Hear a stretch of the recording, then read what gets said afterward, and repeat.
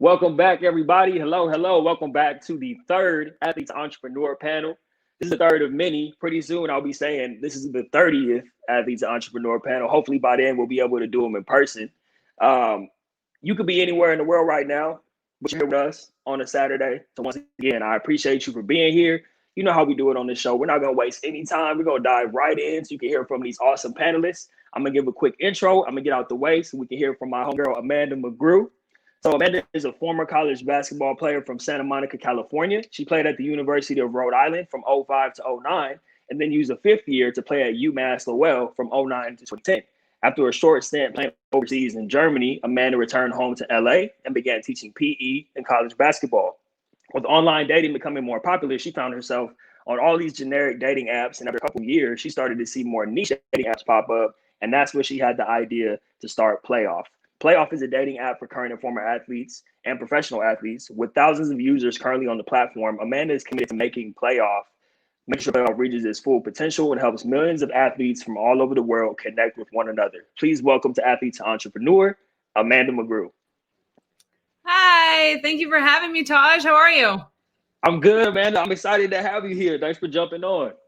I'm so happy to be here. I can't wait. So we got to start with this, right? Because we know we got a ton of current and former athletes tuned in. You played overseas in Germany. Talk about what it was like when you came back from Germany, back to LA. What was that whole experience like?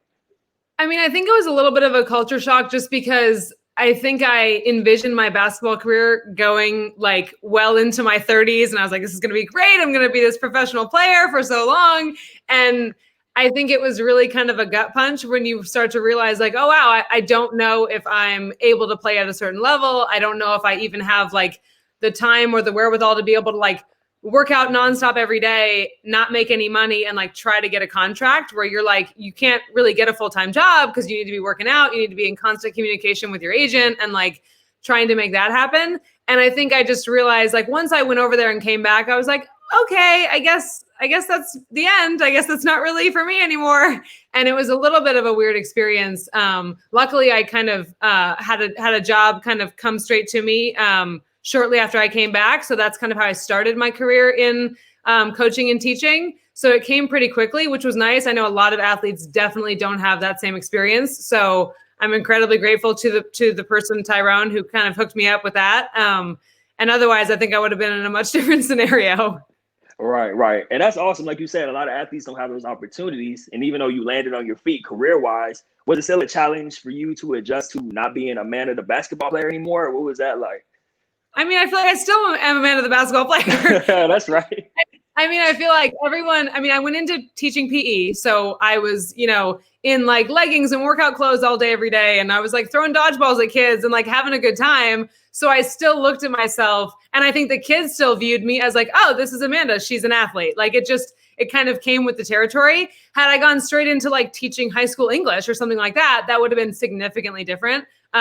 So I think I never really strayed too far from it. That was probably my own kind of like security bubble, not allowing me to go very far. I have degrees in finance and marketing, and there was not 1 second of my college career where I thought, okay, I could work in an office. Like never once did I think I could sit behind a computer and like crunch numbers or, create anything on the computer. I was like, I need to be up and moving and with people. I think the biggest shock was that I was no longer around other athletes all day, every day. And that I wasn't even interacting with people my age most of the day. I was with children, which is awesome and so much fun. I mean, you can make the argument that it's way more fun than adults, but like, I just wasn't used to it. It was like a totally new thing for me. So it definitely took some adjusting. Right. Yeah. And you talk about how when you were in college, your major was finance and marketing. So did you have, and I had the same approach. I was like, I don't know what I'm going to do when I graduate, but I definitely do not want to be sitting in an office somewhere, And so When you decided to major in marketing, did you have like, obviously Playoff was anywhere on the radar at the time, but did you know you wanted to go into business for yourself at some point?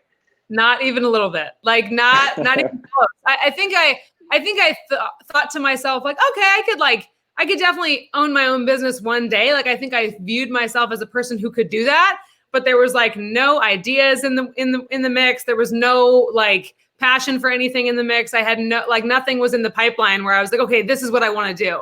So I just I think I honestly, sounds so terrible to say. I went with finance because I was like, all right, like people are always going to need people to take care of their money. Like that's never going to go out of style, right? That's never not going to be a thing. So I was like, well, you can't go wrong with that. But at the end of the day, like as much as many athletes don't want to admit this, in my mind, this is maybe an unpopular opinion. I was in college to play basketball. I was I was excited to be there because I got to play basketball. I wasn't excited to be in class. Right. Yeah, it's an afterthought, no doubt. I think all of us, I mean, you can't help but live that way because we're so immersed in that bubble. It's 24/7 around the clock. You don't have time to think about afterwards. So I appreciate that you touched on that with the finance degree being more of like just a security blanket, just in case, just a safety net. So I know I got something secure. But obviously, you didn't go that route. You took a leap. You decided to become an entrepreneur. Let's go back to the origin story of Playoff. So you're at home, you're coaching, you're doing your teaching thing. You're on some dating apps. We won't name them. We won't give any free promo to the competition. Right. But what is the issue that you identify with those that had you have that spark of an idea to start Playoff? I think I was going through all those generic apps and I'm swiping through people. And I think I really just, maybe it was subconscious in my mind, but every time I saw some sort of like action shot or like a picture of a guy playing a sport or whatever, I was immediately like, oh, maybe he gets me. Like, let's go to his profile. Like, let's swipe through him and like, let's see what he's into or where he went to school or whatever. And it just made me realize that there was always an immediate connection for me to people like that. It had nothing to do with how tall you were, how good you looked, or, you know, what degrees you had or whatever, or like how much money you were making. It was like, I just looked at those profiles and was like, oh, I bet he kind of understands why I am the way I am, right? I bet he kind of understands what I've been through or whatever. And I think I was really just sitting home. It was one spring break. I think it was like 3 or 4 years ago. And I was like, this app has got to be out there. Like, I'm sure it's out there somewhere. Somebody made it. And I remember like telling myself like, all right, well, if it's out there, I want to be on it. So like, look it up and go figure it out. And so I looked it up and there was nothing. It was there are definitely dating apps out there for people who like love fitness or love to lift weights or do CrossFit or, you know, like try to live a healthier lifestyle or things like that. But there's nothing out there that verifies anyone's level of athletic competition. So to me, that was what made my athletic career special. And I was hoping I wasn't the only one. So it seems like I was not, which is a great thing.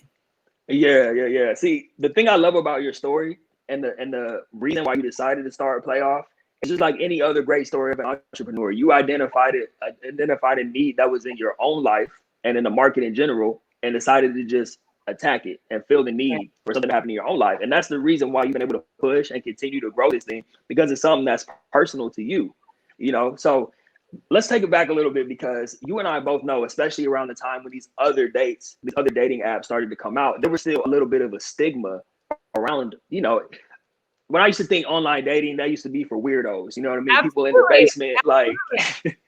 and then someone introduced me to one of those dating apps. They told me about it. I'm like, wait a minute. All of a sudden, because it was on an app or on my phone, it became normalized, you know? And then for you to jump, it felt what? My bad, Amanda. It felt a little more legit.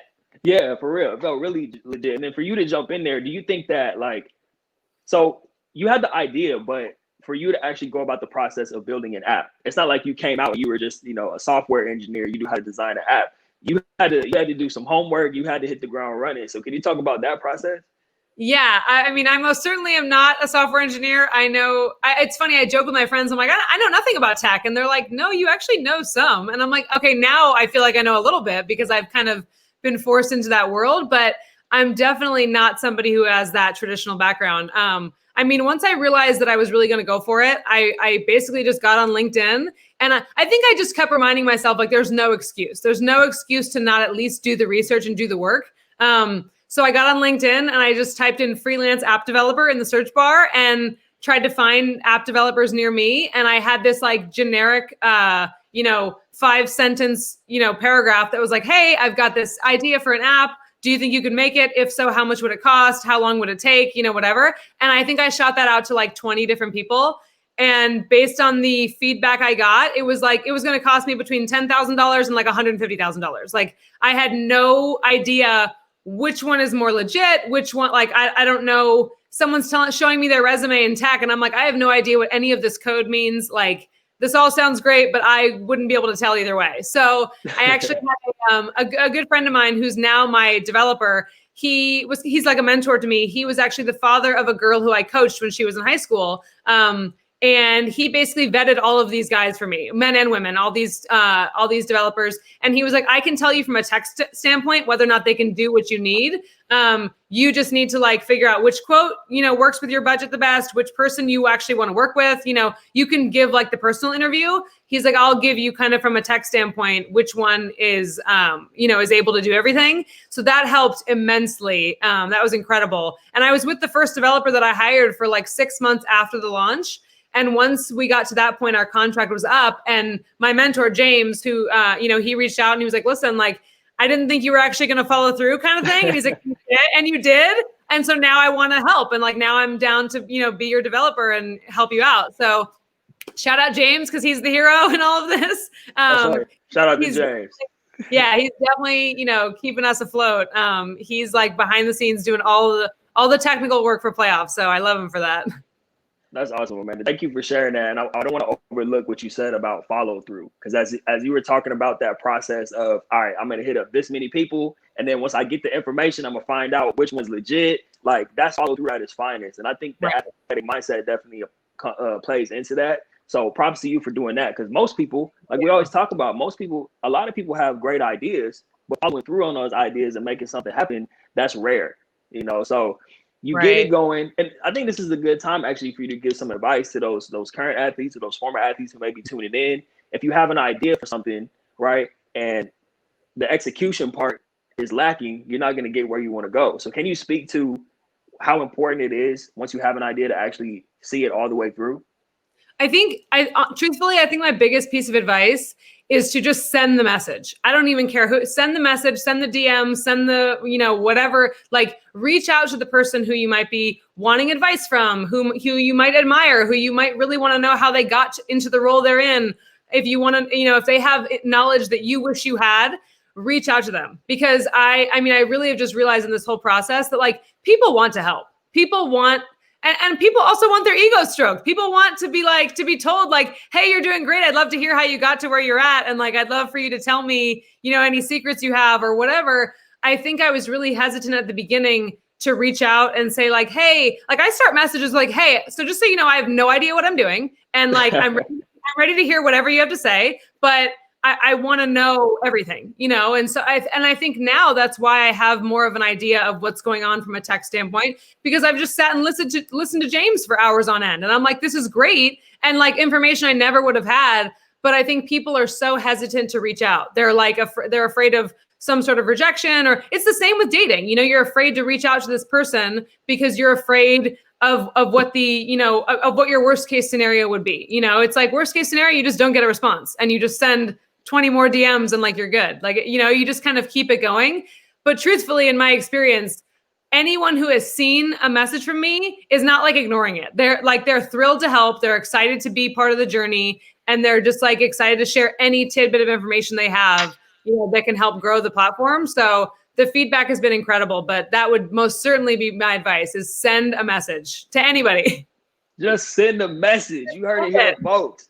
You heard it here first from Amanda. Just send a message. You never know what can happen if you just take a leap and put yourself out there. And I really like the fact that you touched on getting around people who understand what they're doing. Because you and I both know, we've had conversations about this offline, how athletes a lot of times are super prideful, meaning they don't want to be the freshman in life again. Realizing that you don't know everything. I know you were a baller at your school or your pro team, but you don't know anything about whatever realm you're about to step into. So you got to tap in, reach out, like Amanda said, and get advice and get counsel from those people so they can help take you to the top, Absolutely. Processes. I'm curious, just from a process standpoint, you connect with James, he's helping you build. The next thing you had to do is get people on the app, right? Yes. How did you do that? Said and done. Let's see.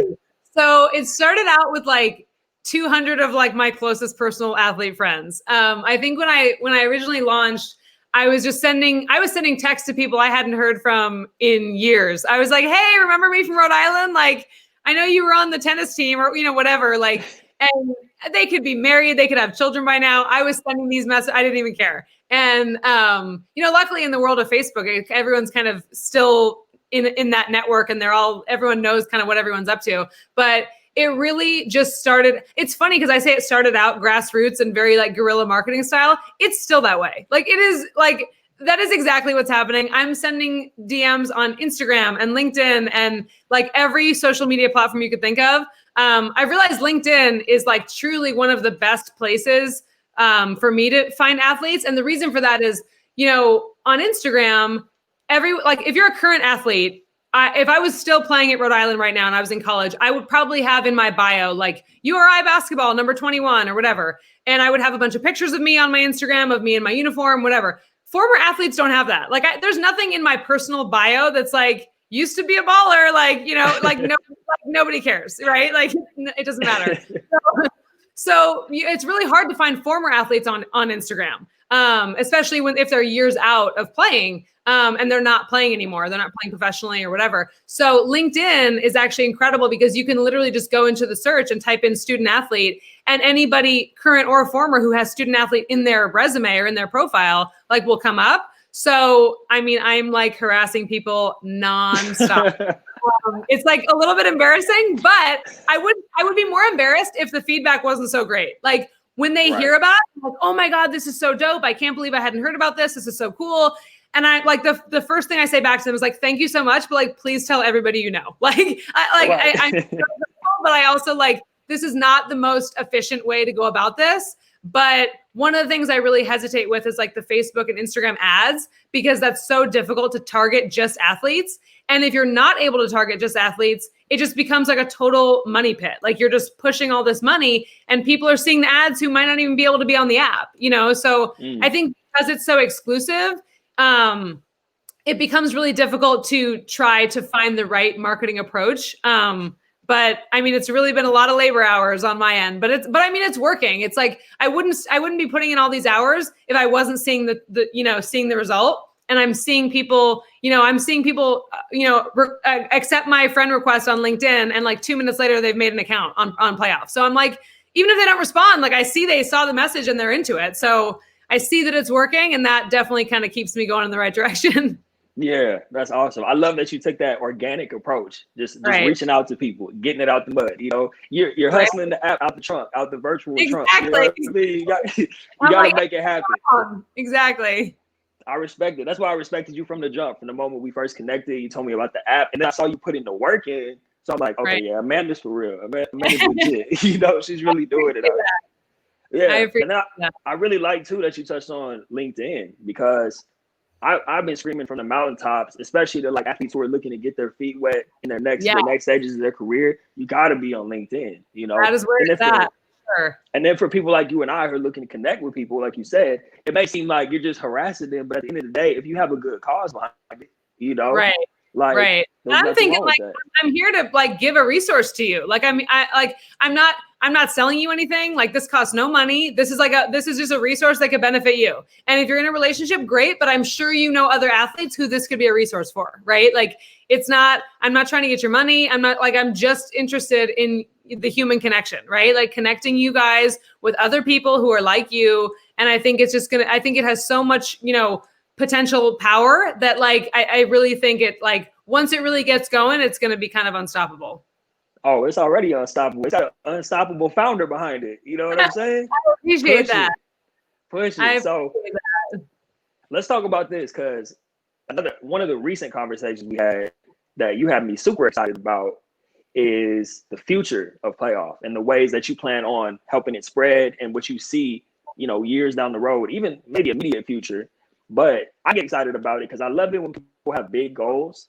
But it's even more exciting when someone like yourself, Amanda, has a big goal that when I hear it, I'm like, yeah, she's not going to stop until she gets it. So it's not like you're just talking about it. So let's talk about the big goals. What's next? What's on the horizon for playoff, and how do you plan on getting there? Yeah, the big goal, and what I keep saying, I have to keep saying it out loud, because if I say it out loud, people will hold me accountable. The big goal is to get playoff into the Olympic Village next summer. I feel like I get so excited about the idea. It's like totally gross, but like 4 years ago or in Rio, there was like nonstop articles about how Tinder just like ran rampant around the village. It was like athletes were on it 24/7. The amount of sex athletes are having at the village is like frightening and like kind of disgusting. But I just thought to myself, like, why not playoff? Like, why would they not want to be on like, you know, an app where it's like verified, exclusive, just to verified athletes? So I think the thought of having it kind of blow up there, and then obviously have anybody from any of the countries they're competing in take it back to their, you know, to their country, you know, or wherever they live around the world. I think the idea of that happening is like so exciting to me that it's like, I will do anything to get it there. Now, obviously, so I'm funding playoff completely on my own right now. So that also means I can't afford to have like an NBC Olympic sponsorship. Like, you know, that's not really in the cards for me. So it's going to have to happen very grassroots style, which is my middle name apparently. And that's okay. And I'm into it. That is all good. But I think like in terms of how I want to get it there, I've had so much good feedback from Olympians who are going to compete that I think, I don't know, you know, you and I were joking offline about this. I was like, I don't care if I have to get the playoff logo printed on like thousands of condoms and like send them there, whatever I need to do, like it will be done. I don't care, like whatever athletes are like, I'm like shoving stuff in your luggage, like whatever we need to do to get flyers, what, you know, any marketing materials, like it will be there. And it will be there in full effect. So I cannot wait. That's genius. I love that marketing strategy right there. Just put it on some condoms.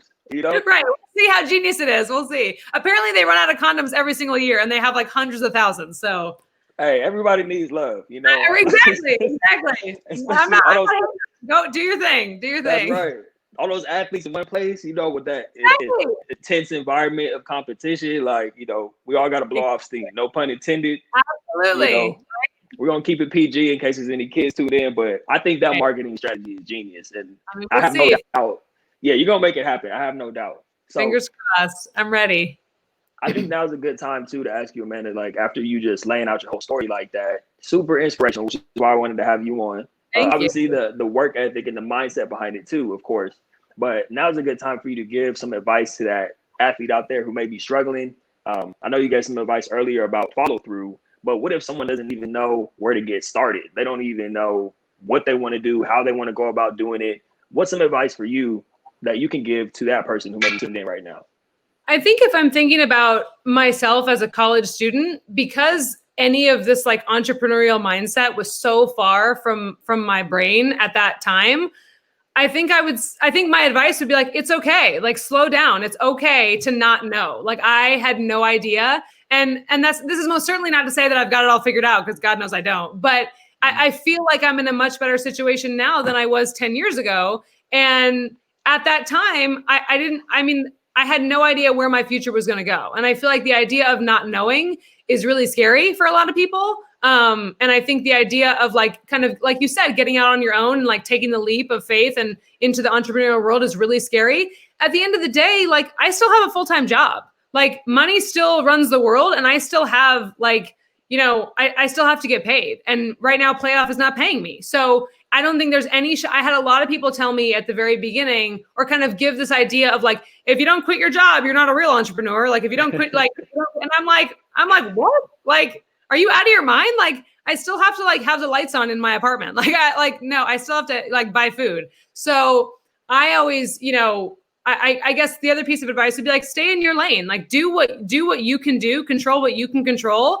And like, if it means keeping your full-time job and maybe it's not your favorite thing in the world to like be able to get a paycheck and use your free time to do what you really want to do, it's like use the nights and weekends to figure out what you're really passionate about. It took me a long time. I was coaching high school basketball. I love my high school girls. Like they're the greatest. And it wasn't until I stopped coaching them that I even gave myself a second to breathe and like be at home by myself and think like, wow, I kind of want an athlete dating app to exist. Like that never would have come if I just like kept myself busy trying to make money all the time, right? Like I needed some time to sit and like, what is a problem in the world that I want to solve, right? Like I created what I wish existed in the world, and I'm hoping that everybody else wishes it existed too. And it sounds like they do. I just need more people to know about it. That's right. Man, Amanda, thank you for that. That was some really, really strong advice for multiple reasons. There's a lot to unpack there. We'll be on here for another 3 hours if I go through everything there was to unpack. But one of the things, you should have seen my pen. I was over here like this trying to keep up with everything. One of the things that I did want to touch on for sure, though, is how you said a lot of people think you're not a real entrepreneur if you don't quit your job and jump into it. I used to have that mindset, and I ended up quitting my job and having to go back and get another job anyway. It's like, there's no harm in that. No shame in that. That's right. That's right. But I really like that you touched on that because it really speaks to doing what you have to do so that you can do what you really want to do. Right. And I think I'm so sorry to interrupt, but I feel like that's the athletic mindset, right? Like that is what an athlete is taught. Like no one likes running 20 suicides in 20 minutes. Like that wasn't like what I dreamt of at 6 a.m. on a Saturday morning. But like, that's what you had to do to get to where you wanted to go. So it's like, you're taught that from such a young age as an athlete that like, yeah, you put in the work and the grind is part of the excitement. Like the grind is part of the journey and you start to respect it for what it is. You know, it's like, I know that, yeah, I don't want to keep my full-time job. I want playoff to be my full-time job. But until that can happen, I'm going to collect my paycheck and do what I need to do. And every other waking moment that I'm not teaching the kids, I'm spent doing playoff, you know? Bars. I can't wait for people to hear this, Amanda. This is I don't even think I know it just flows through you naturally, so you probably don't really see it, but this is going to impact so many lives. You know, the people who missed it, they're missing out. But Darren said, I appreciate that, Darren. Yeah, when you get the bars with a Z on the end from Darren, that's how you know that's a real bar. That's how you know it's real. Yeah, that's how you know it's legit. Well, Amanda, I would be a fool not to give people a chance to learn more about you, how they can connect with you, how they can jump on playoff. Please point people in the direction of all those great resources.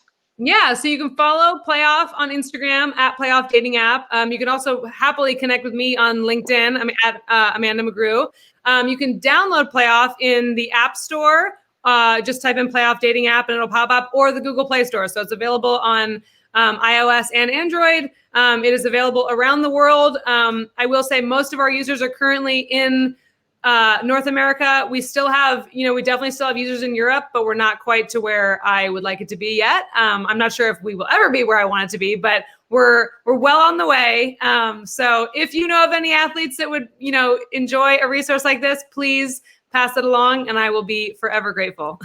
That's right. Everybody go check it out. Go download that app, get on there, make your profile, connect with other former athletes. Like Amanda said, it's important. You want to be with people who understand what you're going through, Right. I have I'm off the market, but I do have a profile. I can't have the app on my phone. My girl might be, what is this playoff dating app? I gotta be low key, but I did register just to support.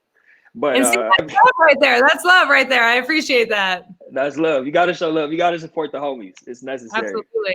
But I want to thank you for coming on and just being honest, being vulnerable, just sharing everything that Jared's laughing at. I want to thank you for just sharing everything and being super vulnerable. And not only that, we went a few different directions today. You were inspirational. You were honest, and I really appreciate that. So thank you for coming on. Much love to everything that you're doing. Everybody, please go support Amanda. Get on the app, show her some love. And Amanda, as always, we'll be touching base very soon to chop it up. Absolutely. Thank you for having me. I really appreciate it. Best of luck. And I can't see the rest of these panelists. I cannot wait to see the rest of these interviews. That's right. We got some fire lined up. Let's get it. I'm ready. All right, Amanda. Man, how about that Amanda McGrew, y'all? Go get on that playoff dating app. I know some of you guys make sure you got your mask and your gloves on and stuff, though, when you're meeting up with the people you meet on the app. You gotta be safe. Next up, we got my man Trey Lucas. I'm actually wearing the shirt right now in case you couldn't see it. Motivate the culture. So Trey Lucas is a native of Durham, North Carolina. He's a former D1 football student athlete where he attended Gardner-Webb University and the University of Richmond, where he earned a bachelor's degree in sports management and a graduate degree in human resource management. After graduation, he went back to his hometown of Durham, where he began coaching football at his alma mater, Southern Durham High School. That's where he founded Motivate the Culture. Boom. Motivate the Culture was founded as an extension of his work as a coach and to reach scholastic football student athletes on a broader scale. He's committed to inspiring the youth to use their love of football to open doors they never imagined. Since founding Motivate the Culture, he's helped collect over $2,000 worth of business attire for kids, tallied over 300 miles of campus tours, created a panel of former NFL and collegiate athletes to inspire the youth, and watched 8 of his athletes sign NCAA athletic scholarships. Please welcome to the Athletes Entrepreneur panel, Mr. Trey Lucas. What's going on, brother? What's going on? What's happening, Trey? I'm I can't good, call it, man. man. Shout out to you rocking the shirt, man. I appreciate the love. That's Man, dope. you know I wasn't gonna come on here without this shirt. Hold on, you can't see it. I'm I on, right? love it. Yeah, man. I know you got some new gear too. I have to make sure I get the new gear and support For that. sure. Man, let's just dive into the story because you have such an awesome story. I've been ever since you and I connected, man. I've seen so many great things. You know, you're doing big things out there. You're impacting the youth. You already have 8 scholarships that have been awarded to players that you work with Yep. personally. Let's just talk about it, man. You went back home and you started coaching at the high school, right? Yep. And this was before Motivate was ever on your radar, right? You just went back like, I guess I'm gonna just start coaching, or what was that process like once you moved back home? Did you know you wanted to coach, or is it something that you kind of fell into? I'm always curious about that. Yeah, no, coaching is something that just fell into my lap. It was not on my radar at all. The first thing I wanted to do when I got out of grad school was to find a job. That was first and foremost for me. So coaching was kind of in the back burner because I knew at my high school it'd be a volunteer gig. I wouldn't be getting paid for it. But I had a guy that I played with in high school, and he was on the staff, and he texted me. He was like, bro, we have to all come back and put our high school back on the map. And he really sold it to me. I was like, yeah, man, let's do it, because I'm really passionate about my high school, because we've been a powerhouse in North Carolina. And when I was in college, we kind of fell off. And I saw that. I'm like, yo, nah, what's going on? Like we're used to winning 10, 11 games a year. And I think one year we went 3-8. So I'm like, okay, no, like we have to come in here and change the culture. And I think as former players at that high school, we had to do that. So it really just fell in my lap, to be completely honest. It was not on my radar, but I'm glad that I did it because it's something that I love to do now. That's what's up, man. So just being around the kids, like you said, reestablishing that winning culture, that's when the idea of Motivate was kind of starting to percolate in your mind. Or how did that come about, man, while you were coaching? Yeah, absolutely, man.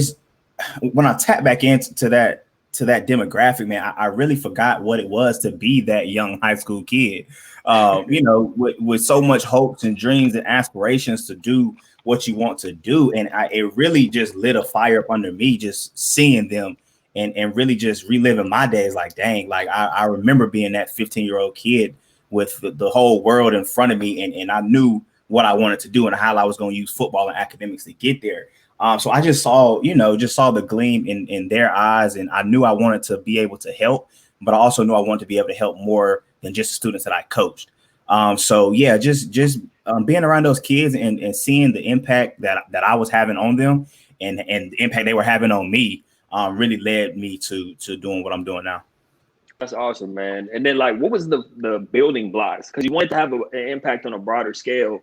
But I mean, there's a million different ways you could have done that, right? You could have done a million different things, but you were like, I specifically want to do X, Y, Z, and I want to help them in this way. So what was it like when you were putting together that vision for Motivate and everything that was going to entail, as far as having impact on your players? Absolutely. Like I said, I really wanted to think about what did I need when I was that age. I didn't have an older brother or any older cousin, anybody who went on and played Division I, Division II, or Division III college football. So I everything that I did on my recruiting process and was on my own. But I really think I would have been better off if I had someone who had already, walked that road and done it. So that's the main thing that I thought about. Like, what resources and information can I provide to them that'll make their path a lot easier than mine? Because I was just sending out film and didn't really have any type of guidance to what I was doing to get recruited as far as different schools, what I wanted to major in, how far I wanted to be from home, how big of the school did I want to go to? Did I want to go to a small school? I want to go to a big school. It was a lot of things in that recruiting process that I didn't know to think about. So I really wanted to put all of that together and really give kids that information so they can look at, so they can understand, what it's bigger than football, but you want to set yourself up for success and understanding why that school, why that major, and what you're doing other than just, suiting up on Friday nights and playing and trying to earn a scholarship. Bro, see, you hit the nail right on the head with that. What did I need? What did I need is the reason why you started Motivate the Culture. And I think that there's a common thread running through everybody that I have on these panels. And I had no doubt it was the same thing with you, because you and I talked about this when we first connected. You had that same vision of, man, this is all these different things, like you said, that nobody ever brought to your attention or told you about or guided you through, for you to step up and be the light at the end of the tunnel, like, that's super admirable, bro. That's why, you have my respect from the moment we first touched base. And what do you see is kind of like some of the biggest challenges, I guess? I mean, aside from the things that you and I did get, because I'm the first person in my family to go to college as well. Mm-hmm. So I didn't have, that guidance or any sort of what to expect or anything like that. What do you see as like the biggest, I guess, obstacle or hurdle that the players that you're working with, they need to overcome in order to start shifting their mindset to think more long-term or set themselves up for success, like you said, after the game? Got you. It's really just knowing what you don't know. It's a lot of things that they just don't know. I know I was talking about in my bio, the college tours, and just when I'm taking these kids on these campuses and just the way they look, they coach. This is how a college look, coach. It is how your dorm look. It's like they don't know what they don't know. So I just think it's the more you're able to bring those different experiences to them and open their eyes to different things outside of their community, outside of their comfort zone, I think it starts to help them think on a broader level.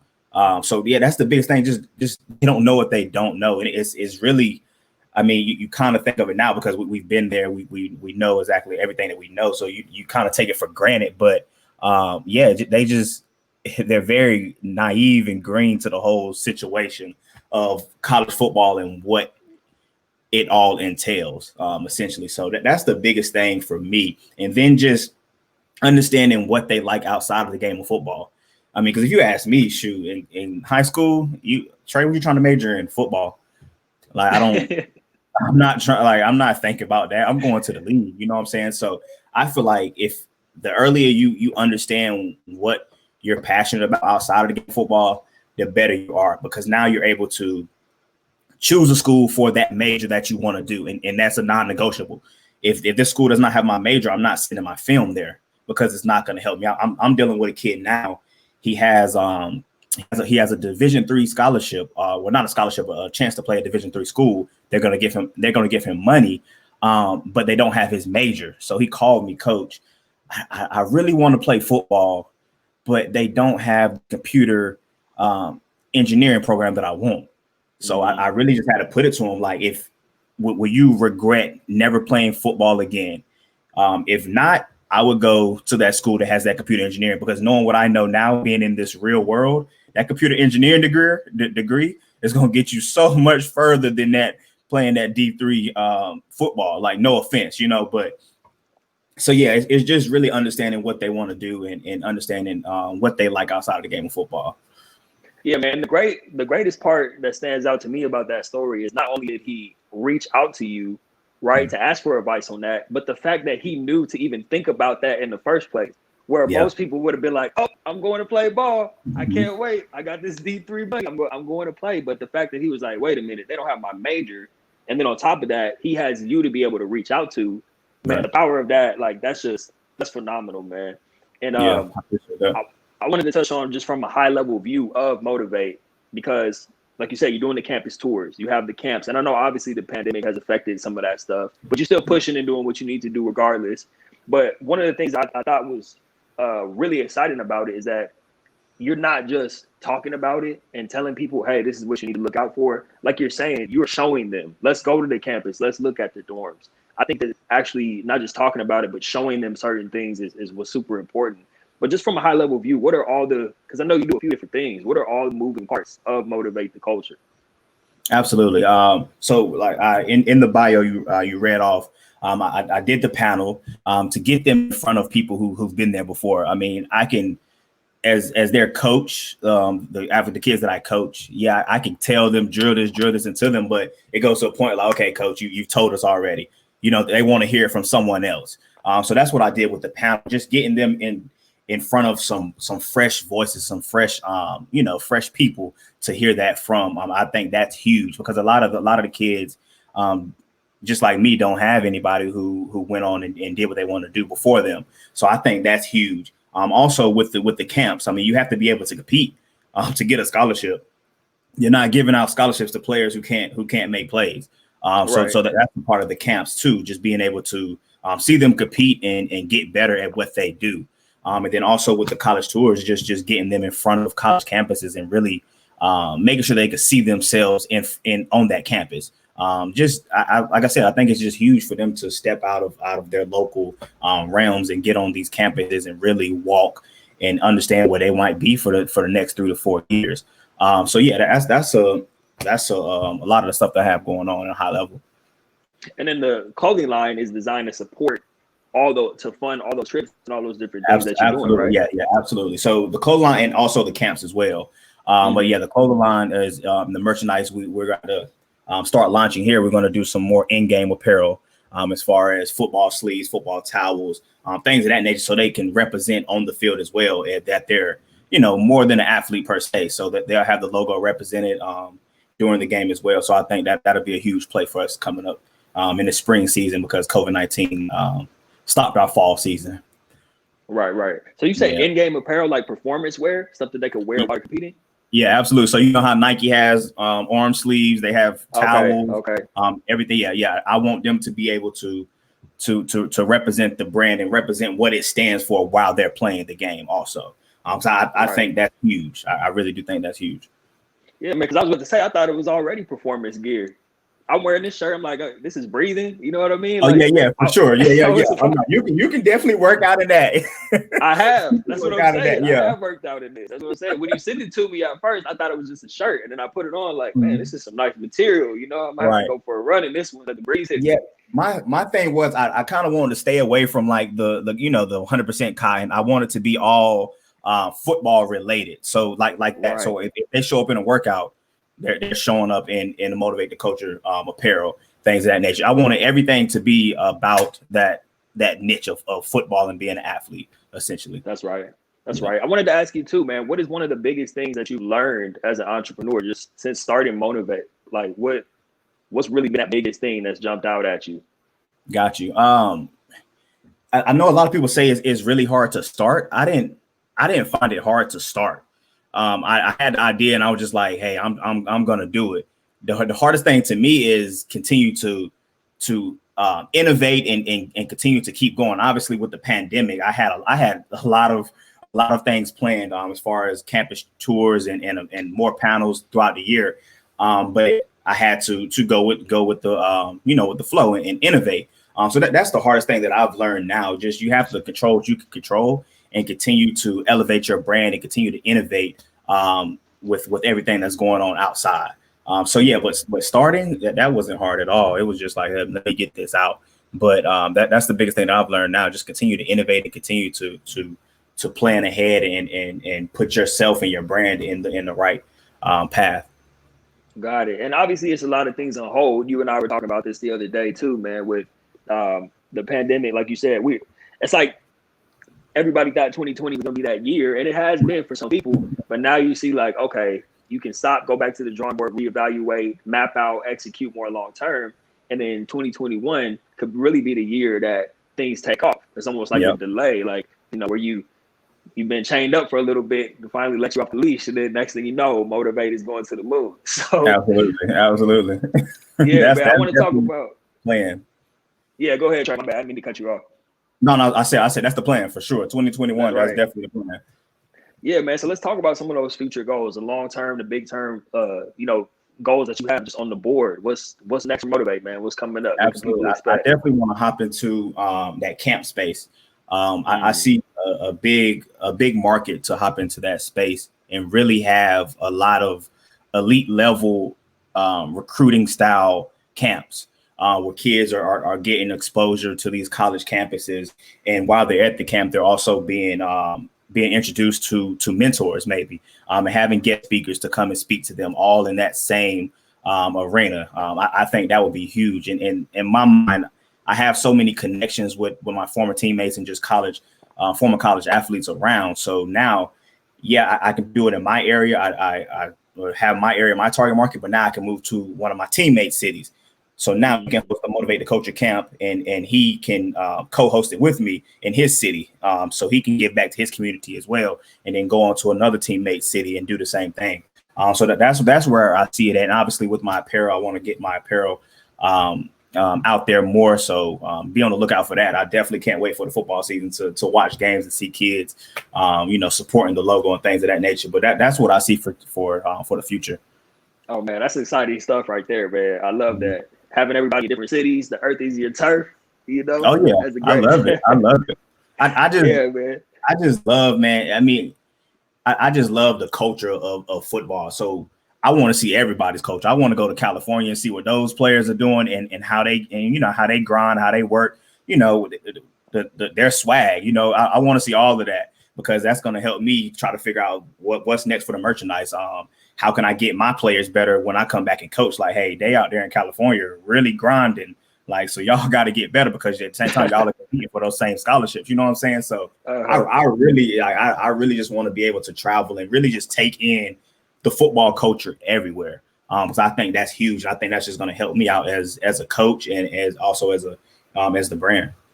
Man, I can't wait to pull up at a Motivate camp in California, man. I can't wait. I can't wait. That's gonna be dope. I'm gonna help you set up, man. And speaking of scholarships, man, like, can you talk about how? Because I know you have several players who came up through Motivate, through the training or through the tours, whatever that may be, or just working with you directly. How does that work? Like, how do you put them in a position to get scholarships? Absolutely. The first thing for me is obviously making sure that their academics is in play, and making sure that that is the main thing. Because unfortunately I had a kid that he signed to, he didn't sign, he committed to Georgia Tech, but after looking at his transcript, he wasn't able to get into Georgia Tech. So essentially, like, he kind of put everybody else on the back burner as far as recruiting. And he ended up losing essentially all of his scholarship offers. He had over like 20 scholarship offers. So using that as an example, not to put him, in a bad place, but using him as an example to my other kids, like, hey, academics is truly important. So that's first things first. And then after that, just making sure that they're making plays on the field. I mean, they're not giving scholarship money to anybody who's not making plays. I mean, the coaches have to feed their family. So making sure that they understand that and making sure that they're grinding and actually putting in the work, and not just on Instagram taking pictures and showing their work and talking about their work, and actually putting in that work. And then after that, once they're putting in that work and making plays, I help them. Well, with the kids that I coach, I help them make sure that their huddle, their highlight tape is suited to exactly what coaches want to see at that position. Making sure that your first play really pops out, so they continue to keep watching it. And then after that, making sure they know how to find college coaches' emails and how to contact each college coach and who to contact. You want to contact your position coach, and you want to contact the coach that recruits in your area. So just putting them on game and making sure they're not waiting for a coach to send their film out. No, it's your future. You need to start sending out your film to these coaches yourself, and really getting yourself and being an advocate for yourself. So yeah, that's sort of the main things that I'm helping them to get recruited. It's paid off. Actually, last week I had 2 kids sign national letters of intent to University of Tennessee and Duke University. So congratulations, man. Yeah, absolutely, man. It's great just to see them, just fulfill their dream. Like, I'm signing a national intent watching them. I'm just as hyped. So yeah, like, that's the thing I help. It's dope. Yeah, man, that's huge. I love that you have all the bases covered. Not only that, we knew that from the beginning, but the fact that there's a progression. You talked about grades first. It's like grades, then plays, then highlight tape, and then networking too. Like, how to put yourself, okay, you got all the plays, you got the grades and the highlight tape, but how do you put yourself in position to get noticed with this noisy world that we live in? How do you network with the coaches? That's a key one too, man. That's one that I didn't even really think about. Just that recruiting process itself, man. Yep. When you don't have any guidance, you don't know what to expect, or you're in high school, you're trying to do your homework, and you got coaches calling you at all hours of the night, or, you got to get back to coaches via email. When you don't have any sort of direction on that, it could be a really stressful process, man. Or even just, but it's so awesome that not only do they have the guidance from you, but they know, hey, they can pick up the phone and call on you at any moment. Hey, coach, Absolutely. What do you think about this? So another thing you touched on, man, is cool, because when I'm looking at your social media, everything's documented. So it's almost like when they're at your camps, they're making plays at the camp. That's footage that can be added to their highlight tape. And I know you did that intentionally, because it's not like somebody's just recording on their phone, or maybe they are, but the final product is it's well put together, man. Like, did you know going into the camps like, hey, I want to have some people here recording this, documenting this, so we can add this to their tapes? Was that done intentionally from the gate? Yeah, absolutely. Especially with COVID-19 and them not having a fall season, it was really a push to get the college coaches to see them and what they're doing now and understand the growth that they had from last season. So the only way to do that for us was to get competition film doing one-on-ones because we didn't have a season. So yeah, that was definitely intentional for me. And I also had a service where I partnered with a videographer, and I would show up to kids workouts with their trainers and have him do high level videography for him with the drone and everything, getting angles, side angles, back angles, front angles, so they can now send that to college coaches. Hey, I've been working this all season. I know we're not having a season, but I've been working and I want to show you my progress in hopes to get a scholarship. So yeah, it was cool to definitely see those the players that were at the camp to use that cut up. And I saw on Twitter, I saw them on Twitter sending it out to college coaches and things of that nature. So yeah, it was definitely intentional to have that camera guy out there and make sure that the kids got that film. And then they like that kind of stuff, you know. they like to get on Instagram and you know, see them making plays, and then it kind of brings a type of competition too. It's like, hey, it's cameras out here. Like, you're not finna embarrass me with this camera. Like, that's not happening. You know, so it kind of it ramps up that competition level, and I'm all for that because these kids need to compete. That's the only way you get better. So yeah, it was definitely intentional. Yeah, man. Darren just a minute ago left that comment that said levels, and that's indeed intentional growth and levels for sure, man. What you're doing is definitely like, because a lot of people have camps, and I'm not knocking anybody. If you're having camps, you're impacting kids no matter what. But I know that when those kids pull up to a Motivate camp and they see, all right, it's a cameraman, you know, it's a drone flying around. like, I don't know. I mean, drones didn't exist when you and I were in high school, but yeah, you know, man, if you came to a camp and it was a drone flying overhead, filming everything, I might have put my gloves on and laced my cleats up a little tighter. Like, oh, we got a drone out here? Hold on. It's about to get real. It's about to get real. It's about to get real. I love that, man. I love that. And like I said, man, like it's not even about you've already had such a great impact. Even the kids who don't necessarily get scholarships, because that's not what it's for. They're forever changed by going through your program. But I have to ask, man, do you have any particular goals? I know you're probably gonna say as many as possible, but like, what do you foresee like 2021, 2022, and just moving past that, like the number of scholarships awarded to players who come through the Motivate system? Right. Like you said, as many as possible. I figured you were going to say as many as possible. I don't really have a quantitative goal that I could just throw out there. I mean, it's as many as possible, man. I really want as many kids to get that experience, to go to college. If college is something that they want to do and it's something and it's for them, because college is not for everybody. Let's be real. But if that's something that they're gung-ho about and they really want to do that, I really want them to have that experience for themselves. So yeah, like as many as possible, to be completely honest with you. That would just make me extremely, extremely happy to see as many of them on a college campus. That's what's up, man. I love that. Where do you think that what are some things that maybe, I don't know if you can unveil them yet, but more so like things you have planned on top to add on and expand what you're already doing? I know you talked about different cities and having different coaches in place. Is there anything else that you envision for the future of Motivate? Absolutely. Like we talked, I definitely want to get a workbook, a type of interactive workbook together for them to really for them to understand what they like to do outside of the game of football, and then write down their goals with football and understand why do they have those goals. I mean, I think when you understand your why, because I mean, it's not going to be easy to get a scholarship, but when you lean on your why and you know why you want that scholarship, not just for the sake, I want to play D1 college football. Anybody can say that, but why do you want to play? Why do you want to go play D1, D2, D3? So I think once they figure that why out, it'll make the process a lot easier because they're able to lean on that when it gets hard, when you got those 5 o'clock workouts, when you're trying to put that extra work in, when college coaches are not giving you an offer and you're trying to stick to it, be persistent, and you see your teammates getting these offers and you're like, why am I not getting the same type of attention?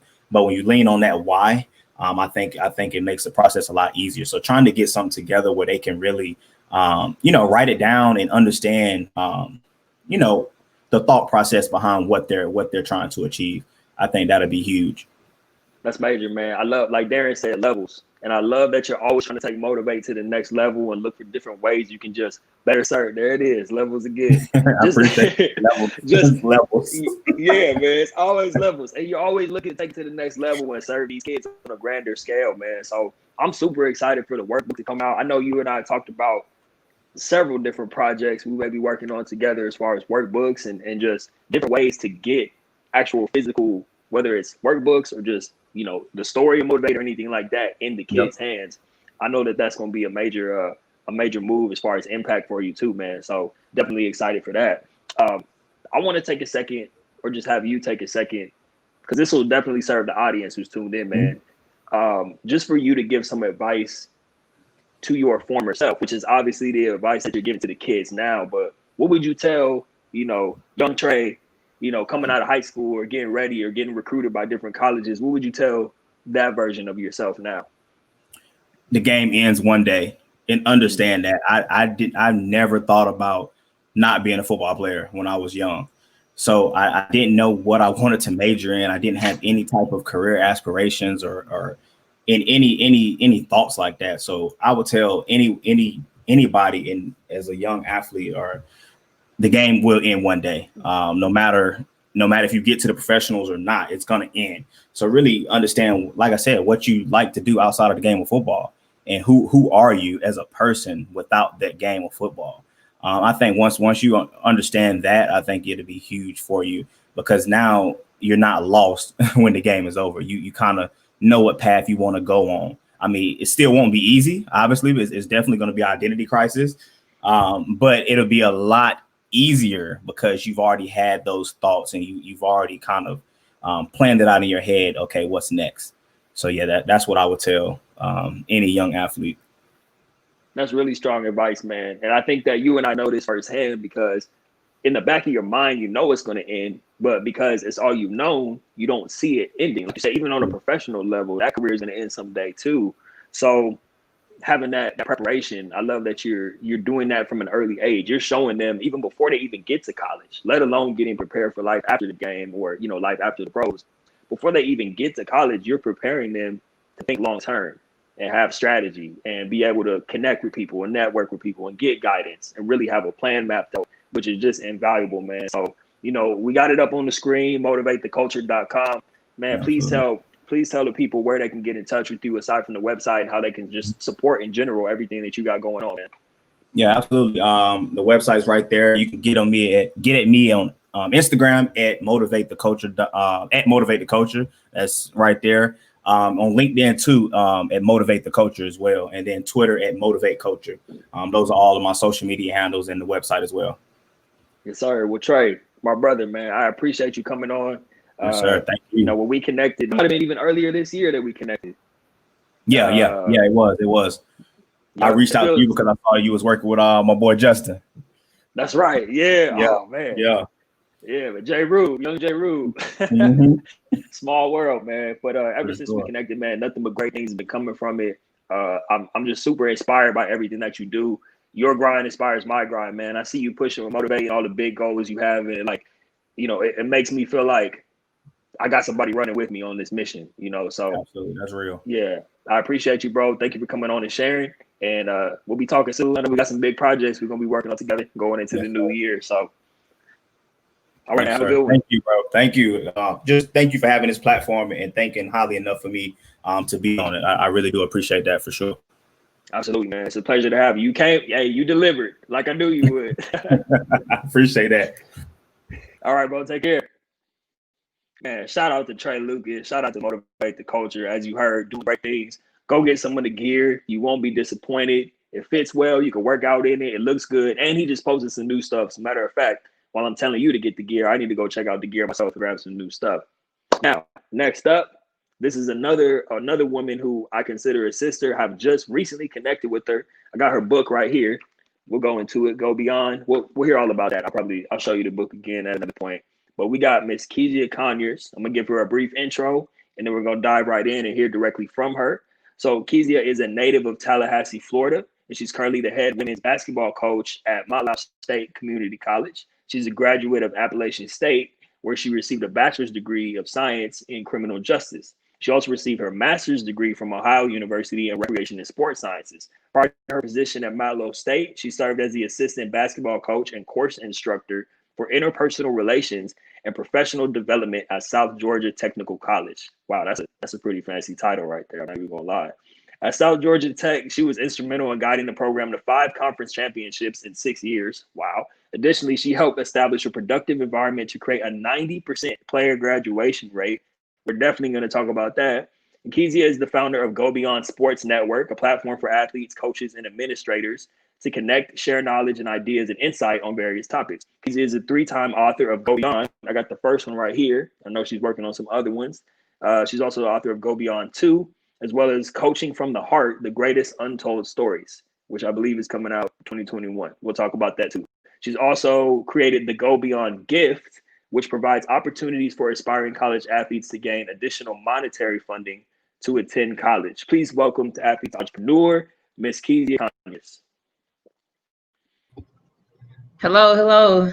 How are you? What's going on? Wow, look at the poster in the back. Hold on now. That's fire. I gotta get me one of those. Soon come for the poster. Yes, Hey, definitely. Kezia, thank you for coming on. Finally, Go Beyond. Look at that's right. We got the book right here. Yeah. Go Beyond Sports. Fire. I really enjoy reading this, and I love that it's very similar to what we're doing here, where you have a collection of different stories, which is so important to hear. Like that's the mindset behind this. That's why, you know, the team and I and Darren at Self-Published in 30 Days, we decided to put this together because, as you already know, it's so important to be able to share those stories. So there's a lot that I want to get to talking about with you today, Kezia. But first, can you please just talk about what was your motivation for writing the book and starting Go Beyond Network? Because I know the book was like the gateway to everything you got going on afterwards. So initially, after graduating college, just as everyone else stated, I had no idea what I wanted to do, and just kind of went through different jobs here and there, things I didn't enjoy but just had to do because, of course, we have to pay the bills, and trying to find something else to put our energy towards besides athletics. And right. Motivation behind writing the book was just that, my story, my experience, really, and being around young athletes, young adults.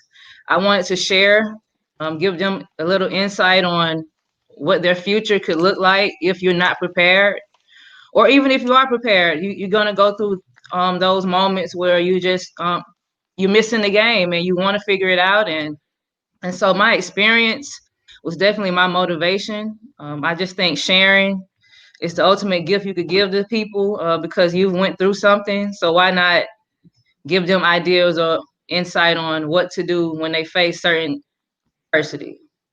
That's right. And you did a great job of doing that through the book and through the work that you're doing as well.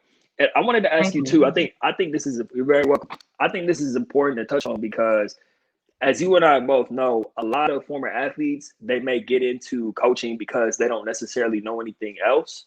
Where, you know, you take someone like even everyone who's been on the panel so far, Amanda and Trey, they both actually enjoy coaching and have used that to leverage other things or just build on top of that and expand the impact, just like you've done.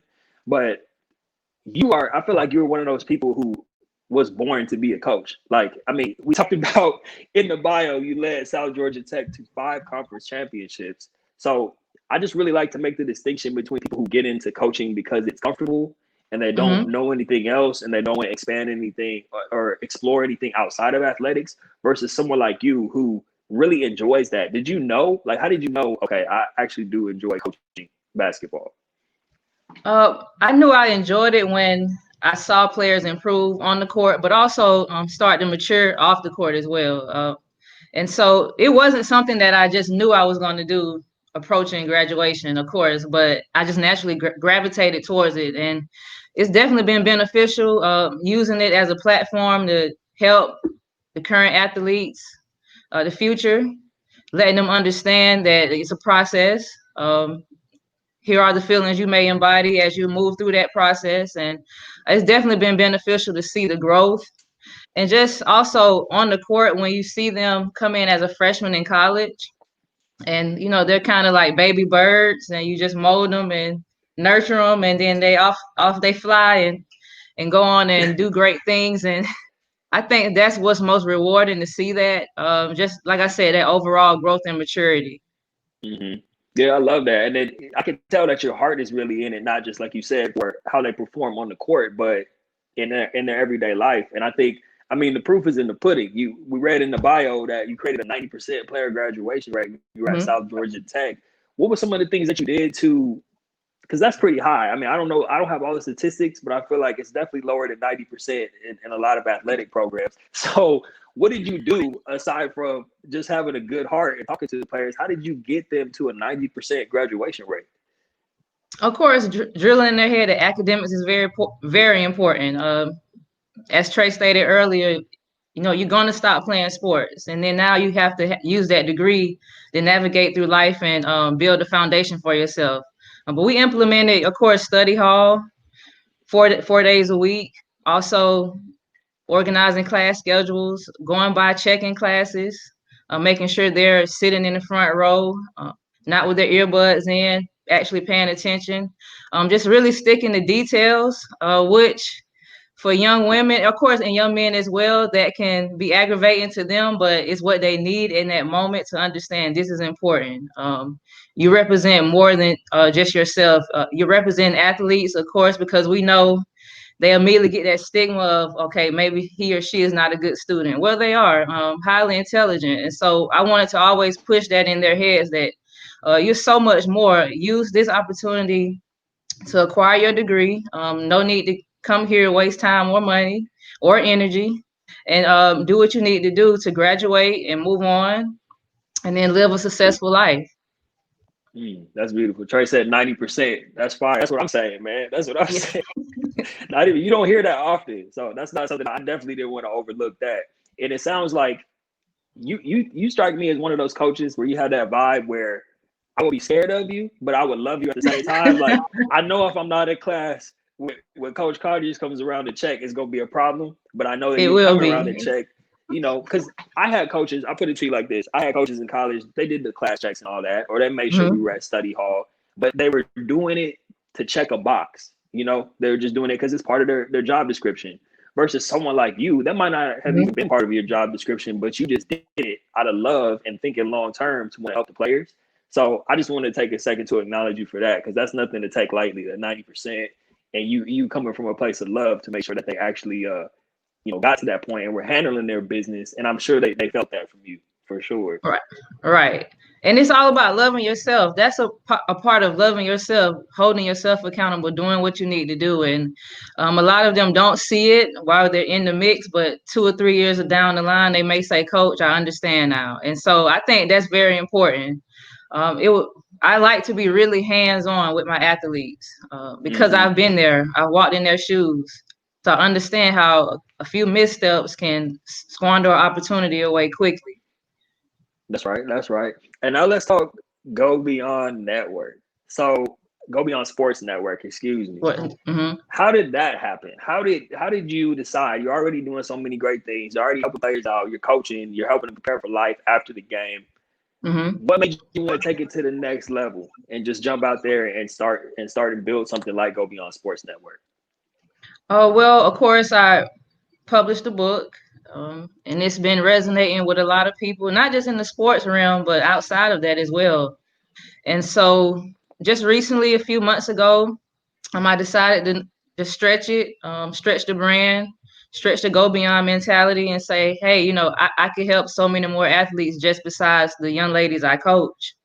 And it has been resonating with a lot of people. I want the network to be an informational hub. Athletes can go to, former athletes can go to, where we're doing interviews, giving insight in different areas of life, things that can motivate different individuals, because you can gain inspiration from anywhere. So I want to connect with different people, just not in the athletic realm, but in finance or engineering, or business owners, entrepreneurs, people in health and fitness, just giving their stories and also their take on how to maneuver through life, but also just make a connection and just a sharing hub, because you could connect and, like I said, gain inspiration and motivation from different people all over the world. Right. Yeah. I love that you touched on that once you wrote the book, having just published my first book myself, and actually about to go to the book launch after this, so I'm excited for that. But congrats. Thank you, I appreciate you. But I had a chance to read your book and support the homies, people. Don't just, you know what I mean? Show them love. You see, I got the gear on from Trey. You see, I'm buying the books. You got to show the homies love. Really support people, invest in what they're doing. That's a side note. I won't go off on a tangent on that. But I really appreciate the fact that you realized that the book was having an impact on people, and that's what made you branch out and actually form the network. Like, okay, people are resonating with the message. Let me go ahead and do something else to bring people together. Like you said, it's a hub. So what have you seen so far? Like, and I'm sure you turn your players onto it as well to like tell them to tap in what you're doing. But since writing the book, which you already touched on, but building the network, what have you seen so far as the impact that it's having on not just athletes, but people in general who are tapped in with everything you got going on? Having a few articles up now. Definitely the article from Africa to America. I have a former player who spoke about her journey from Senegal to now playing in the States. And so that was inspirational for a few of my former players and current players now, or who may have Nigerian roots or from Senegalese. They've definitely resonated with that. And so just understand that everybody has a different walk of life. Of course, I want to build it. We have another article up with a former player stating her process through ACL recovery. She tore an anterior cruciate ligament. And so I know a lot of athletes struggle with that. I did myself playing basketball. And so just to go beyond Sports Network and read that article, it may help a current athlete understand, okay, let me reach out to her and let me ask her more information about her process. Let me connect with her and let's share stories, and maybe she can help me get through this because I'm going through a tough time at this moment. And so that's definitely the direction I want to go in. Just like I said, connecting people and everybody sharing and moving forward in life, together, and understanding that we all struggle and go through ups and downs, and everyone needs that help pushing through. Right. I think that's so powerful, Kezia, that you have articles, like you said, from different backgrounds, international players, or, the ACL injury. That's huge. How many players go through injury? And then to be able to read the story of someone who went through it and was able to bounce back, like that's invaluable right there. For someone to be able to learn from that experience and incorporate those lessons from someone else's life into their own life. Exactly. So I really love that you're doing that. And I know you have a few different projects that you're working on right now. I don't want to, no spoiler alerts. So you don't have to talk about anything that hasn't been officially announced yet, but Go Beyond 2, is that out yet? Maybe, did I not know about it? No, it's not out yet. Okay. I plan on publishing it in 2021. Still in the process of finishing up my last few chapters. And so it's just a part 2 to Go Beyond. We kind of dive into identity again, dive deeper, but also have a chapter about entrepreneurship. That's how you and I connected. And also just discuss that step of how, because the first book talked about athletes having those transferable skills that can make them successful in the work environment or the workplace, so to speak. But this book is kind of, like I said, stretching beyond that and talking about we have those skills to develop, to be a great entrepreneur. You have those leadership skills, that time management, understanding, just that competitive spirit to always want to strive for something. Wake up every day wanting to strive to something, pursue goals. And so Go Beyond 2 is talking about that. And also we talk about the support team, and how the support team around the athlete is very critical to their growth and their transition after sports, because you need that support system. And a lot of times myself, I knew my family loved me. I knew my friends, they cared about me, but if they didn't play sports, they didn't understand what I was going through in that moment. And so in that chapter, we hit on how important it is it's called Circle of Love. Actually, that's the name of the chapter. Wow. And it's important for that circle to understand that this particular athlete they surround needs that support and that help, and no judgment. Sometimes they just need someone to talk to and vent as they're in their transition process. And coaches, that's critical too. Just being candid and honest with your athletes, not just drilling in their head basketball, football, track and field. Be honest with them and let them know, hey, if this doesn't work out, you could pursue these goals. You can navigate and pivot this way. It's okay. That doesn't lessen you as a person because you're not playing sports. Right. I love that message. And I think that's a major topic that you're attacking there, because you're not just leaving it all on the players. You're holding the coaches accountable too. That's one of the main things that I really loved about you when we first connected, is that that's part of your mission. Get on the coaches too. You play a role in this too. You know, and as a coach, you can speak from that place of authority and let other coaches know that it's their responsibility too. Obviously, you know, coaches get paid to win games, and a lot of people keep the holistic development on the back burner. But you leading by example, even just that 90% graduation rate, for example. But you leading by example in all the things that you do is definitely a great way to make sure that the coaches are held accountable. So I really love that you're doing that. Another thing I wrote down as you were talking, just circle of love. Like that, I've never heard it phrased like that before. Let's read what Darren said. Holistic. Back to, but yeah, that holistic approach to coaching. Yeah, absolutely. Yeah, that's for sure. Definitely holistic approach. You're making sure that all bases are covered. And the circle of love, that's another base that you're covering, which I don't hear talked about a lot, because we don't really have anybody that we can relate to when we're done playing. Like you said, my parents too, they love me, but they didn't necessarily understand what it was that I was going through. And then me, maybe just being prideful, wasn't able to kind of open up to them about that either. So what kind of things, do you give advice on that in the book or in the upcoming book around how to kind of build that circle of love, or even relate to the circle of love in your life? We definitely give advice. I reached out to a few coaches, getting their perspectives, and we talk about just understanding the athlete and what they're going to go through when they're in that moment of leaving their sport and transitioning. I just talked with a few parents to get their perspectives and understand, have a conversation with them. And so, yeah, it's been a lot of research because I think that chapter is very important, because that can help spearhead the foundation athletes can set for themselves, versus going in a downward spiral and wasting months and years trying to figure it out.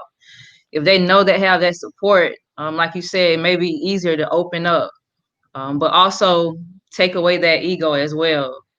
Yeah, that's key. So I can see you having, maybe I should ask you, is this part of the plan for you to have like Go Beyond 3 and 4 and 5 and just like a series of Go Beyond books? I haven't thought about it past the part 2. Okay. Possibly, that's a great idea, but I haven't thought about it. No, like a series of 3, 4, and 5, but it definitely is something that could be possible. But I just think it's important to share information, especially if you know.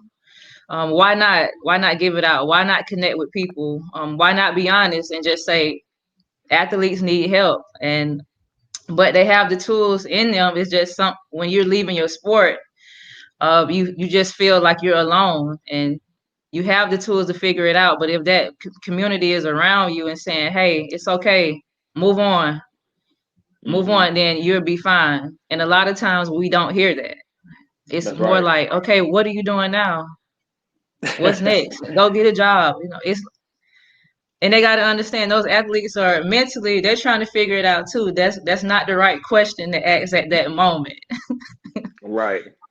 Exactly. Yeah. Well, hopefully I just planted the seed for you to write that series, because I mean, it's not like you'll run out of topics for Go Beyond books. Right. You got plenty of things that you can address. And I love how you took it from, and this is exactly why I wanted to have you on the Athlete to Entrepreneur panel, because I love how the first one, which I just finished up reading, like you said, was about those transferable skills, just kind of finding yourself, getting your footing, finding a career path or getting in the workplace, getting something so you can secure yourself, right? But I love how you took it from that to, okay, now the second one is about entrepreneurship. I think that's key. And I was honored that you asked me to contribute to that book and share my story a little bit. But why do you think it's important, since we're here, why do you think it's important for athletes to at least consider or look at some ideas to where they can potentially carve out a lane for themselves as entrepreneurs, or get with a team of entrepreneurs and everybody moves together? Why do you think that was important for you to get that message out? I think just athletes just naturally have that, like I said, that competitive edge, that instinct in them to create. The chapter you're in is titled Athletes or Artists. I just think we have a creative vision that can extend beyond playing sports. But also think as I was approaching this day and just thinking about players I've coached, I've coached players who were very creative. One player years ago created tie-dye shirts and she would sell them around campus and to her friends or advertise them. Or I had a young lady who would carve with wood names out, like full names. Maybe if she carved my name Kezia and would decorate it. So we just naturally have that mental edge to create, and I think that's very important to get that energy out. And as Amanda stated, you could work a full-time job and work on your passion later. And I just think that's important for entrepreneurs, but also athletes to understand.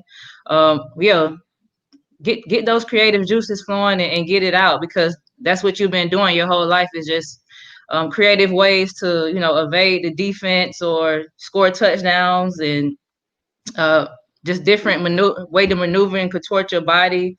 That's creativity. And I think being able to translate that once you're done playing is very important. That's some fire right there. Athletes are artists. You know what? Now I'm thinking, all right, when I'm working on my next book, I need to reach out to you for the title, because you got so many, you got some hits. First one was Circle of Love, and now you talk about athletes or artists. I'm like, Keisha, I'm working on my next book. I need a chapter title. For sure. Yeah, I'm gonna hit you up. I'm gonna do some consulting with you, no question. I wanted to ask you too, just about what it's been like being an author, having the business, having the network starting to grow and expand. What do you feel like is next for you? I mean, obviously you're building up what you're already doing, but what do you see Go Beyond Sports Network growing into and turning into it as time goes by? I see it, like I said, growing, reaching thousands of athletes, current athletes, former athletes, and just I want to make it international, expand beyond just the U.S. How can we connect, and how can we build a bridge between businesses and creators and current athletes as they're in college, and get them thinking about their future? Also continue to write books. I just love writing. I think that's a stress reliever for me, but it's also an opportunity to help connect people and give insight from my experiences. And like I said, just grow it as big as it can go. It's just, that's my point of view. Right? Okay. This is random. I can't wait to talk to you about this offline, because then I might forget. But do you know Jory Davis? Does that name ring a bell? I don't.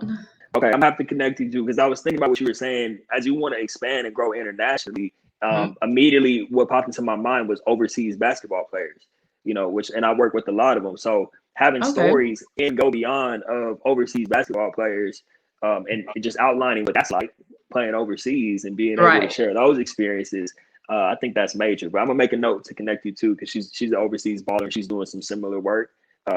That'd be really cool to see you two collaborate. That's what this is all about anyway, right? Exactly. Collaboration. It is. All of us running as a unit. What I think it would be a good time also to have you get some advice, because you're one of these people, like, you have an idea and you run with it, right? And like we talked about earlier, it's coming from a heart-centered place where you just want to help, you just want to serve, you just want to see people live their best lives. What's some advice that you could give to, maybe this is the same advice you give to your players, but what do you tell your players if they're kind of struggling, or, having a hard time either planning for the future or being on top of their P's and Q's in terms of making sure they're on their grades? What advice do you give in that department to make sure they got their head on straight? What I stress to them is self-accountability. You have to be accountable for your actions and start that early. Often we tend to wait until we've graduated and now saying, okay, I have to be focused. I have to have a to-do list. I have to focus on getting things done, but train yourself now as a 17, 18, 19-year-old. So when you're 29, 30, 31, it's easy. You have your process. You know what you're doing. You're waking up and accomplishing goals. You know what works for you. I stress that a lot because I see they're not thinking that far ahead, which I understand that because I wasn't either. And so, like I said, because of my experiences, I try to drill that and just say, no, this is important. Self accountability, understanding discipline, not from a coaching standpoint, but discipline yourself and take time for yourself. I think that's key because we ask a lot of athletes, workouts, up early, working out. Of course, we're not in class now because of COVID, but you still have your online courses, go to class, study hall. Now we're in practice afterwards. So we ask a lot of them. So take that time for yourself to reflect on and plan out, okay, what do I really want to do moving forward? And if it's professional, fine. But if it's not, okay, you have a plan, you have it mapped out. And these are the years that are very critical and that will help you set that foundation. Strong advice right there. See, this is why you're a player's coach. This is why people, that's how you got that 90%. By talking to players like that. There you go. That's awesome. So I just really like being candid and straightforward. That's how I was raised. And I just feel that that's just the best way to be because it's the truth at the end of the day. That's right. The truth is undisputed. The truth is undefeated. So I want to ask you too, Kezia, how do you envision, because you're already doing so many great things, but I'm curious to know, what do you envision your legacy being once you leave this earth? What do you want people to say about Kezia Conyers?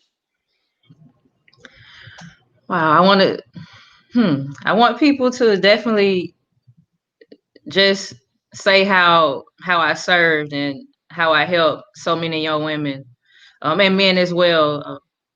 Just how I was an inspiration and use my life and as an example to just help others, and just talking about my resiliency and able to just push forward through adversity because it took me a while to get to this point of my career and just understanding what I wanted to do in life. So that's why I thought it was critical to use my story as an example because I wasted a lot of years after playing college basketball of just trying to figure it out and really didn't know what I wanted to do. Mm-hmm. Yeah. And I always love asking that question because it's funny, like your answer is what you're already doing, like what you want your legacy to be. Boom, check the box. You've already accomplished it. And you're really just getting started. That's the great part about it, Yeah, definitely. And you're setting the example. Like you said, you're living proof of everything that you speak about. So I think that's great. I appreciate you sharing that. Please tell people how they can go get the book, how they can support, how they can contribute and be a part of Go Beyond Sports Network. How can people get in touch with you and all that good stuff? Of course, Go Beyond Sports Network, where you can purchase Go Beyond. Of course, it's Go Beyond gear. Have the T-shirt here. And also, you can connect with me through email, mconyers850@gmail.com. Also on IG, K_Go Beyond Sports. Twitter, Conyers_Kezia. And so, yeah, I would love if anyone wants to share, connect with me, sit down, and we could do an interview. You could write an article for the platform or share your expertise, whatever area it may be, to provide inspiration and motivation for people, not just athletes. I would love that. Yeah. Mm-hmm. I need that red. Darren said he needs the red Go Beyond shirt. I got you, Darren. Coming your way. That's right. So everybody, please go get in touch with Kezia. Please check out Go Beyond Sports Network. Like she said, contribute. We need as many stories as possible from our athletes doing great things or just giving advice to that former athlete, players, coach. That's right, Trey. So please, that's why we're having the Athletes Entrepreneur panel, right? To share stories. That's why Kezia has Go Beyond Sports Network, to share stories of current and former athletes to impact that next generation or current or former athletes who may be struggling. So go support, go connect, go contribute your story, contribute in some way to that next generation. Kezia, thank you for all the work that you're doing, all the work that you're going to be doing in the future. Kezia is the truth. That's right. Thank you. That's right. That's right. Yes, indeed. But I want to thank you for coming on and sharing. Your message is super inspirational. I'm inspired by it, and I'm looking forward to continue to grow with you. And like I said, I'm honored to be a part of the projects you have going on. So excited for what the future holds, and I'm really grateful that you came on and shared today, Keisha. I know. Thank you for having me. I really do appreciate it. Everyone's been great. Every guest doing great things, and I love that. That's right. That's right. You know, we got to bring on the people who speak the truth. It's only right. Exactly. All right, Keisha, you have a good one. We'll talk soon. All right, you too. There you have it, folks. Go Beyond Sports Network. Go support. You know, we got to get the red shirt to Darren ASAP.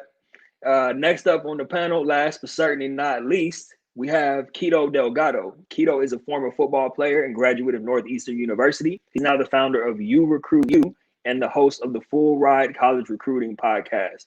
Keto started You Recruit You to help educate, equip, and empower student athletes to take control of their college recruiting journeys. Please welcome to Athlete to Entrepreneur, Mr. Keto Delgado.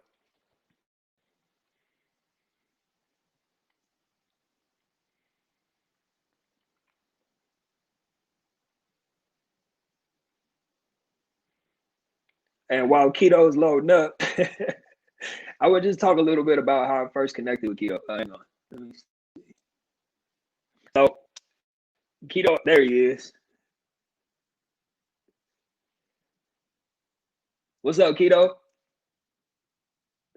I can't hear you, man. I don't know if it might be on my end. You might be muted.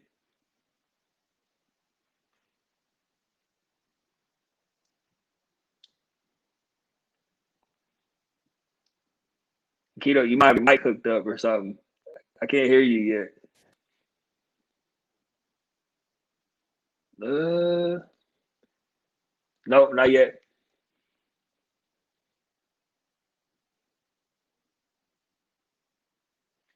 Let me see something real quick. Doesn't have sound on his end. Nope, not yet. Might have to leave and come back on, Keto. That might be a good way to go about it.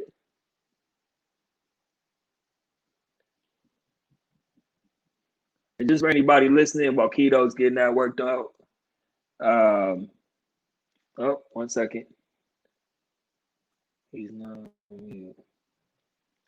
Yeah, Keto, you might want to try leaving and coming back on, man. I don't know what's going on. My bad. I wish I could help you. But just so everybody knows, Keto's podcast, the Full Ride College Recruiting Podcast, the work that he's doing is awesome because he's helping high school athletes get prepared for the recruiting process. Kind of like we were talking about with Trey, but Keto does this exclusively with families and athletes as well. So he will actually coach the families through the recruiting process because it's important, as we know, to have the parents being involved too, so that the parents can understand what's going on, especially if you're talking about first generation college students, right? We need to make sure that the parents understand what's happening as well so they can be involved in the process and they're not just kind of trying to play catch up like the athlete is. So with You Recruit You, Keto actually has a platform where he's helping them do that. So while we're waiting for him to come on so we can hear all about that, I just want to take a second to just thank everybody for tuning in to Athlete to Entrepreneur because the reason that we're doing this, we got Keto back on? Nah, no sound.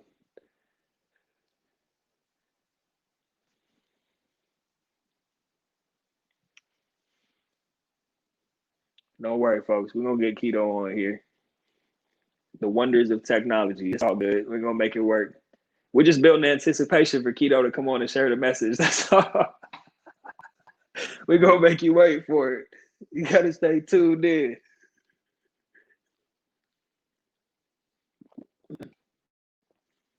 All right, well, we're getting that figured out. As I was saying, I just want to thank everyone for tuning in because when we first started doing these, it was like we're just going to do them once a quarter. And then being the great leader that Darren Palmer is, he was like, you know what? We're getting such great feedback. We might as well just do them once a month. And at first I was like, man, once a month, that's kind of a lot. But then I'm like, that's a lot of different stories that can be shared. So why not? So every month you can expect these every single month. We're going to keep having great panelists. We're going to keep having great stories being shared. So if you're listening to this, whether it's live or the recording, please continue to share these, tell people about it. Anytime you see an announcement with a new line of panelists coming up, spread the word. Spread the word. And yeah, go follow Keto at You Recruit You. While we're waiting to get him on, go check him out. Go see what he's about. We're going to hear from him very shortly once we get everything situated. But yeah, another thing I wanted to talk about, and I wanted to get to this with all the panelists. I don't know if you guys noticed this, but there's a theme. And even with Keto, who you're about to hear from, there's a theme with all the panelists. Even the last couple of events that we had, there's a theme running through each one of their stories, which is that they identified something that was missing either in their own lives or in other people's lives or just out in the world. And they started to develop solutions for it. So with the theme of this being, you know, how to go from being an athlete to an entrepreneur, do we have, okay, we might have Keto back, folks.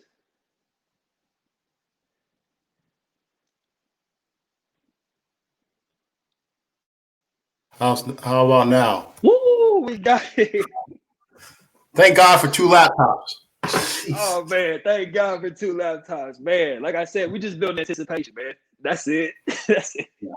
Well, let me apologize to you, but also your guests, because you know one thing being a former athlete has taught me is that you know time is money, and you don't like to waste people's time. So I do apologize for the technical difficulties, but I'm here now. Yeah, ready. Man. It is a pleasure to have you. It's not your fault, man. It's technology. Another thing we learn as athletes is never quit on the play. And you certainly didn't quit. You know, been on and off like 5 times, but we got you here, man. That's all that matters. No doubt. Well, thanks for having me. Of course, man. It's a pleasure. So I want to dive right in. I've been looking forward to talking to you before we get into You Recruit You and all that. I want to talk about your transition because you and I first connected when I heard you on Joy Walker's podcast. Shout out to Joy Walker.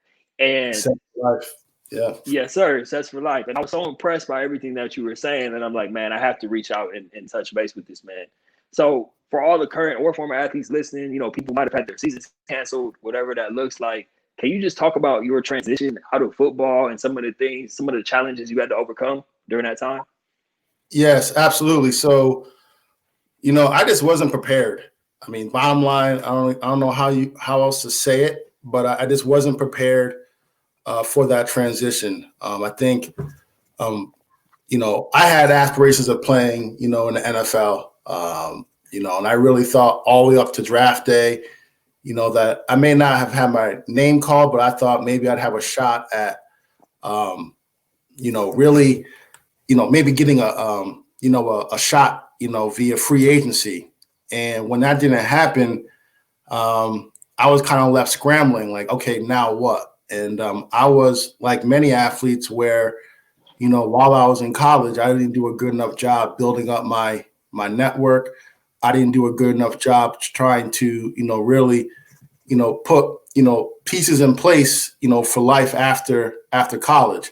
So once, you know, the NFL, you know, that whole dream went by the wayside, you know, I was pretty much like, okay, now what? And instead of just kind of, you know, pun intended here, calling a timeout and maybe, you know, moving home, you know, maybe living with my parents for, you know, a few months, even a couple of years to kind of get my bearings, save money.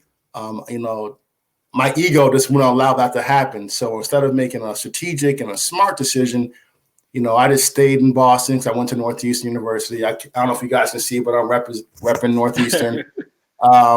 And, you know, I just took, you know, this, you know, job, you know, just so I can pay bills. And, you know, this kind of set me back a little bit in my career.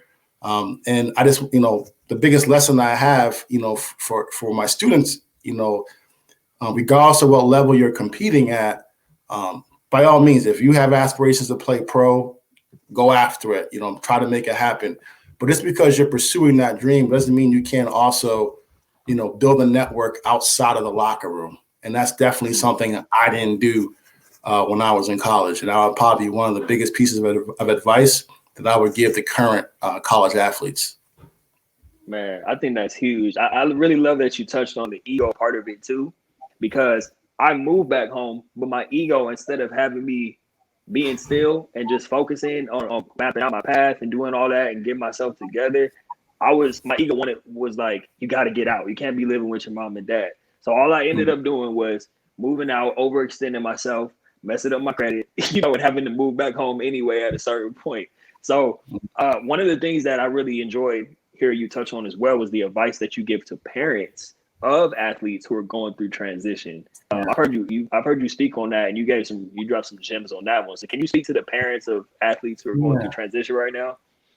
Absolutely, I'd be thrilled to. So, and by no means, and when I say this, I'm not trying to proclaim to be some expert, but I always say this, to start with. I have great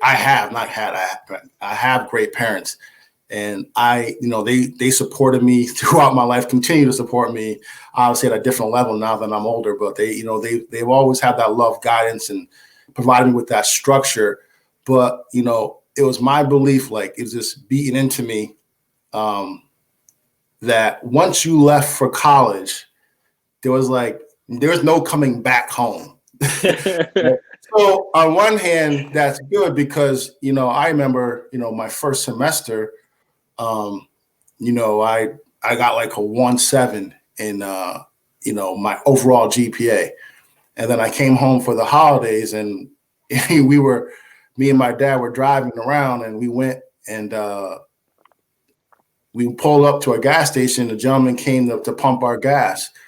And he said to me, he's like, you see, you keep bringing home 1.7s. This is your future. And by no means am I trying to, discredit, good, honest paying, jobs. But at the end of the day, that's not the future that my parents had for me. You're in college, you got a great situation here. And his point was, don't blow it. But so on one hand, that message definitely allowed me to, it fueled me to push myself to make sure, okay, yeah, you got to step your game up, Kito. You can't be, you're on a full ride, you're playing football, you got all the support you need. There's no reason for you to be coming home with, dropping classes and carrying a 1.8. So on one hand, it definitely pushed me, to kind of get my act right. But on the other hand, it also, in a way, like I was never good at like asking for help from my parents or for really anyone. Like kind of like I dig my own hole. I try to dig myself out. So once I graduated college, yes, on the outside, it's like, yay, Kito did it. He graduated, full ride, debt-free, blah, blah, blah. They didn't know about all the credit cards that I opened up when I was in college. So the advice I get to my parents, now I know I'm taking a little while to get to it, but, your sons, your daughters, in many cases have been playing sports for, let's say they're fortunate enough to go all the way up through college. And let's say they started playing soccer or softball, like call it 8 years old. So now 8 to, 20 years old, that's 12 years of their life, 12, 13 years that they've been playing a particular sport, whatever it may be. And then all of a sudden it's over. So just imagine that big gap that they have, and they don't really know what to do. And they may, on the surface, it may seem like they have everything figured out, but that's really that time where they need you more than they've ever needed you, because there is this big void, and they may turn to other things to fill that void. So you want to, just let your kids know that, hey, we're never going to stop being your parents. We're super proud of you for going away and graduating. But make no mistake about it, if you still need some time to figure some next steps out, to be strategic here, don't be afraid to move back home. And that way, they can, instead of just hunting for like a random job just to pay bills, now they can actually look for a career. And again, some parents say, well, you had 4 years, you had 5 years to figure that out. Well, listen, that's try to put yourself in their shoes when you were 21. 22. You didn't have all the answers back then, and it's not fair to think your son or daughter has all the answers now, no matter how great of a parent you are. Yeah, man. Thank you for sharing that, Keto, because I've always loved that advice that you give, speaking directly to the parents. I think that that's key.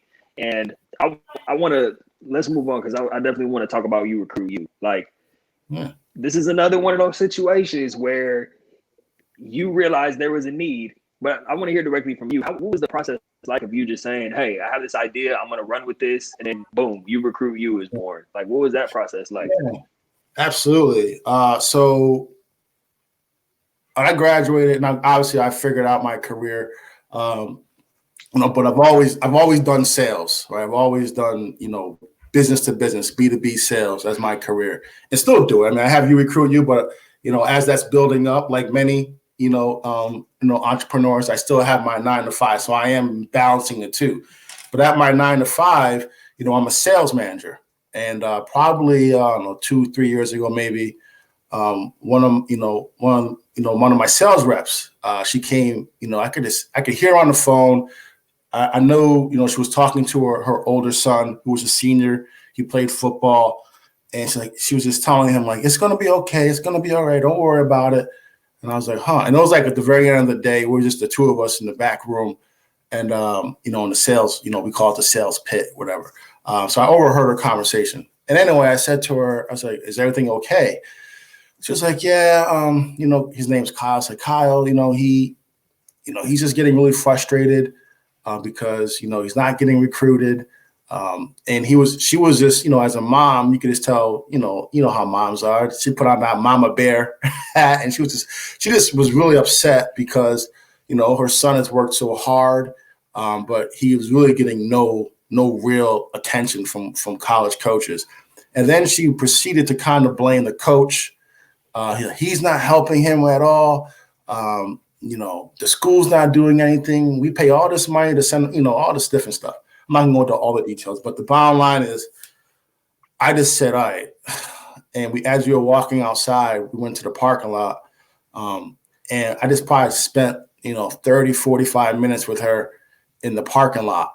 Just kind of, and she knew I played football in college. And I was just kind of telling her my story and it's really like debunking a number of the myths that, that she was kind of, sharing with me throughout the whole time.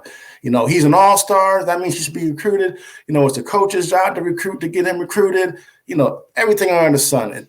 And I just kind of said, you really need to, I set her straight in a very polite way. Mm-hmm. So anyway, fast forward the next morning, she comes in with like a Starbucks gift card. And she says, Keto, like, first of all, thank you for just, taking off your sales manager hat and just like being there for me as just like as a friend and just really opening my eyes to how this whole process works. She's like, I got to tell you, like, I know you love what you do and you're good at it, but like, I think you should consider doing something else for like people like me, because we're all clueless. None of us know what we're doing. And it's like, I think you should really consider doing this. And I thought about it and I was like, I think she's right. And I went home and I was talking to my wife about it. She's like, well, aren't there other, recruiting? So I was like, yeah, but I was like, and I say this, humbly, but it's like, yeah, there are other, groups that would do something similar to what I do, but ain't no one do it like me. And I felt like, and I said it in a way, again, not to be cocky, but just more like, my message, the way I deliver it, yes, I'm going to be in your face and straightforward, but at the same time, I'm not just there to beat you up and beat you down and crush your dreams, but it's to kind of like set you up, give you a reality check and then say, okay, here's the tools now to overcome the odds that are against you. Right. So instead of us having a pity party, let's control what we can control, put together a plan of attack and get after this thing so that your dreams are realized. But it's going to take some work. And but yeah, that was really how I started it. It was just a matter of just that one coworker. She was just, I was able to, in that brief moment, I felt like I was there at that time, because I actually had a meeting that was canceled that, I was supposed to be out of the office. But my meeting got canceled. So I was just there doing some office work and I overheard her and then we just had that conversation and then, the rest is history. Man, that's an awesome story. And that's not a coincidence. Like you said, that you were supposed to be out of the office, that you just so happened to be there during that conversation. Like, that's a cool origin story, man. I didn't even know that. I didn't even know that that's how it came about. Yeah, Just kind of like serendipitously, if I said that word right, by accident, just in case I did it. Serendipity. Dude, Walt Clyde Frazier, I don't know if you follow the Knicks basketball, but he's the play-by-play guy, Walt Clyde Frazier, he uses that word serendipity all the time. Anyway, sidetrack. Yeah, man. Yeah. So I want to talk about this too, because one of the things I love most about what you're doing, like you said, you're not trying to beat anybody down, but you're letting them know the facts, right? And that level of accountability is even in the name itself. You recruit you. Like you were telling your coworker, like, it's not about the coaches or this and that. It's about you putting yourself in position to get recruited, to get a scholarship. So what is the actual, I mean, you put out great information on the Full Ride, am I getting the name right? Full Ride College Recruiting Podcast. Full Ride. You can just go by Full Ride. Okay. But what is the base structure of You Recruit You? Like, how do you go about educating not only the students, but the parents about this process? Yeah. So you know how it is, man. Like, for one, you can say the same things in many different formats, right? Because everyone doesn't receive the same information the same way. You got some people who are big readers. They just love to read. They like to print stuff off. Like, my father-in-law is an example. Like, if he has emails that come to him, to this day, we live right down the street from my in-laws, but he'll literally call her and he'll have her go down and print off his emails so that he can hold the paper and read it. Me personally, like, I'm I'm audio, I'm visual. So, like, I like to listen to podcasts. I'll also like to watch, YouTube type stuff. So my thing is, I try to be where the quote unquote student is. I want to meet them where they are. And I know that, with podcasting, that's a big, distribution, channel, if you will. So we have Full Ride. It's just the free resource. And I feel on that particular platform, I'm primarily talking to parents because, most of the, your 15, 16, 17-year-olds, they're not going to, listen to a podcast. But I figure I can reach them through their parents by publishing a new episode of Full Ride every single Thursday, right? I'm thinking I'm on episode 91 or 92 now. And like, I feel like if I could just hit them consistently every single week, then they bring that information to their son or to their daughter. So that's one way I meet them. Another way now for the athletes, themselves, I know they're more on Instagram, they're on Twitter. So I'll post quick little videos, whether it's not always myself either. A lot of times I'm sharing content from other people. Or I'll even share, on Twitter particularly, I'll retweet, posts from college coaches, because I feel like you got to hear exactly what it is these coaches, have to say about the type of athletes that they're looking for. So I try to meet the student athletes where they are by, posting on social media, on Instagram, Twitter in particular. And then on Facebook, again, that's more the parents. So I post, content, information on that. And then I have my newsletter that goes out to families. But now, obviously, during, the pandemic, hearts are with everybody, who are suffering this. And I say suffering because suffering comes in all types of different situations. Obviously, student athletes not being able to play, that's their level of suffering. Whereas you got other people who are actually, losing loved ones or losing their jobs or their businesses. So I definitely, I want to quickly say I am thinking about all those families who are going through this. But before the pandemic, I would go to schools, and do workshops, free workshops, work with, the athletic departments, because there is a big gap where, if you go to your top, funded, schools or your programs that are kind of run like a college, they have the infrastructure in place. They have a track record of putting student athletes in college on a regular basis. But many of your high schools, they don't have that. They don't have that athletic departments. They don't have those resources and tools. So I reach out to them and say, hey, what are you doing for your student athletes who do have a true desire to go to that next level? What are you doing to support them, their parents, but also to support your coaches so that your coaches aren't getting, steamrolled by, parents who have unreasonable expectations? What are you doing for them? So I always offer, hey, let me come in and, do an hour workshop. I'll do it for free.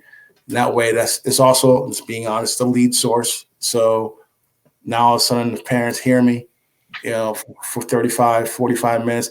And then they're going to, of course, typically want more. And then that's when I can get onto my one-on-one coaching, or I work with families one-on-one via Zoom, conference calls, email, that type of stuff.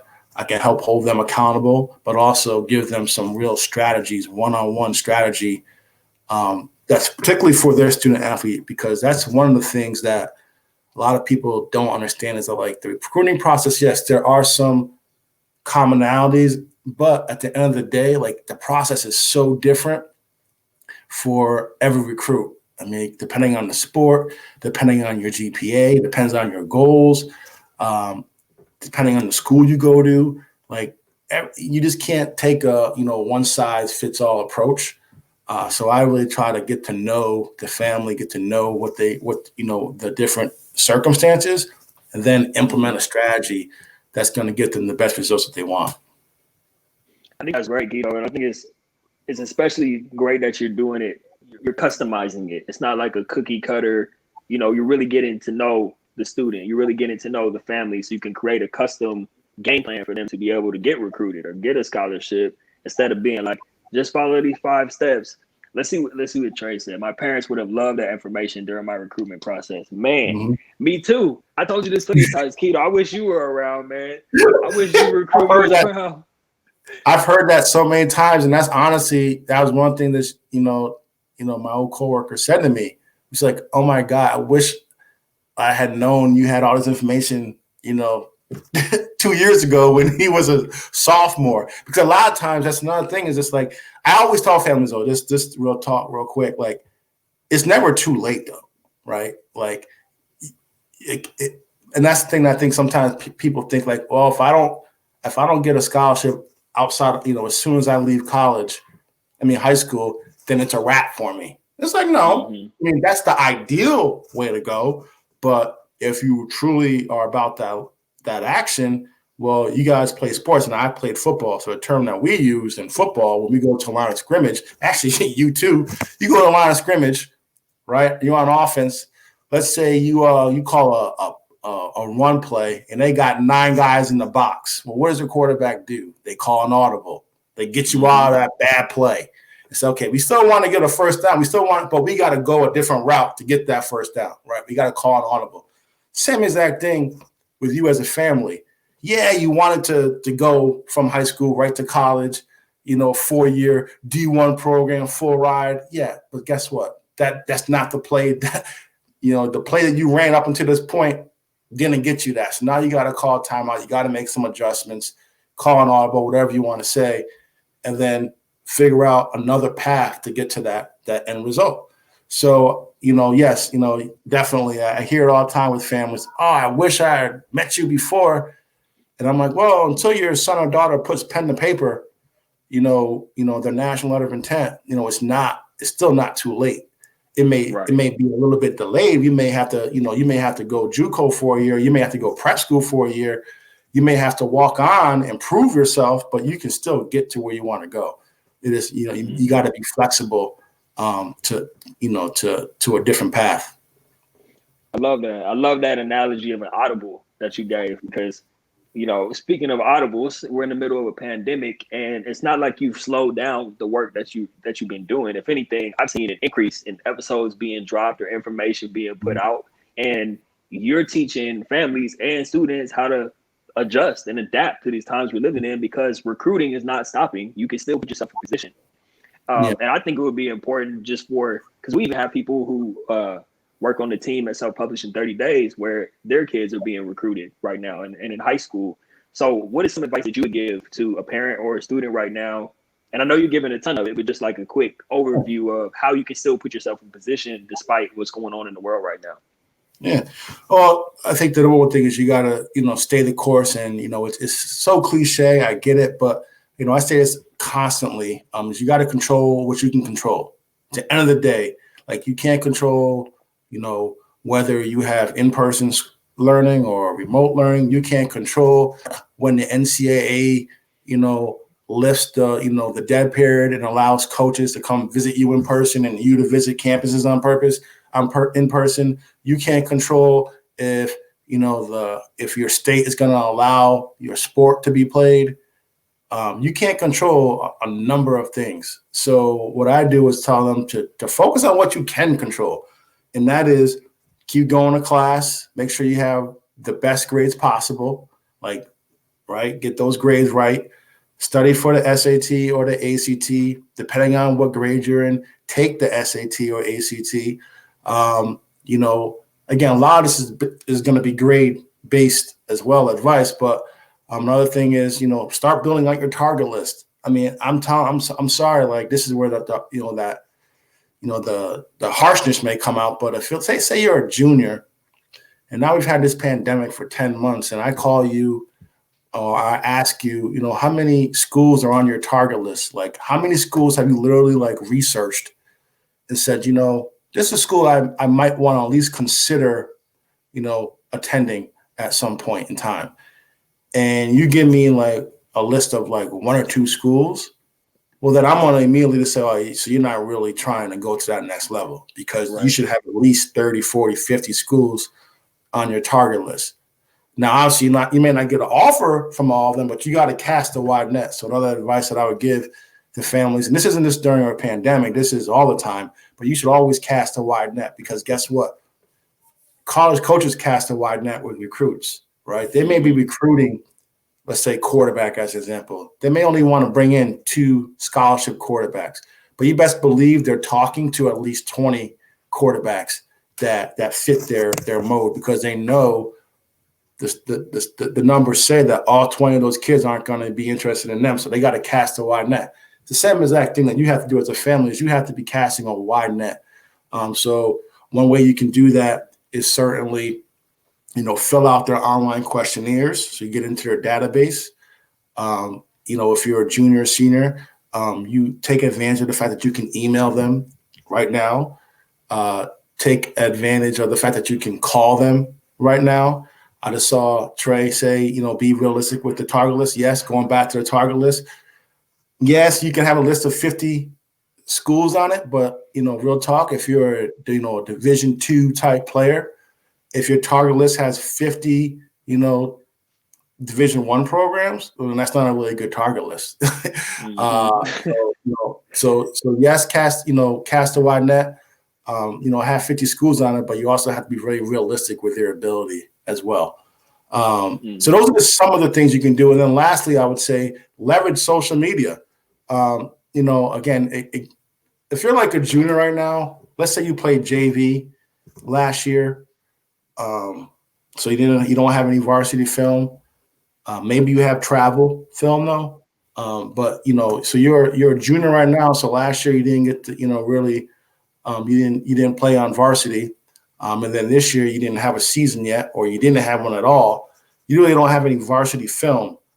So you may want to just be able to rely on your travel. Like coaches are understanding now, and don't forget you still have your senior year anyway. So, I just think the biggest thing is just keep working on your game, get better every single day, find a way to get better every single day. But then don't be afraid to still reach out to coaches and say, Coach, I'm interested in learning more about your program. Here's my GPA, here's my transcript, get all of that done. And then hopefully, by, the spring, summer, you're able to play in your sport. But yeah, just focus on what you can control. There's no sense in having a pity party saying, woe is me. That's not going to get you where you want to go. So don't spend a whole lot of time, focusing on what you can't do. Just double down on what you can do. Woo, that's right, Kito. That's some gems right there, man. That's some great wisdom, some great free game that you're giving out right now. And you have a ton of a ton of free information, even on the podcast and stuff like that. So I just want to say thank you for, this is why I wanted to have you on, not only because you've built out this lane, but because the work itself is so important. The education that you're doing, the gems that you're dropping. So I really appreciate you coming on and sharing that and just giving advice so that, because I know a lot of current athletes or families of current athletes listen to the Athletes Entrepreneur panels as well.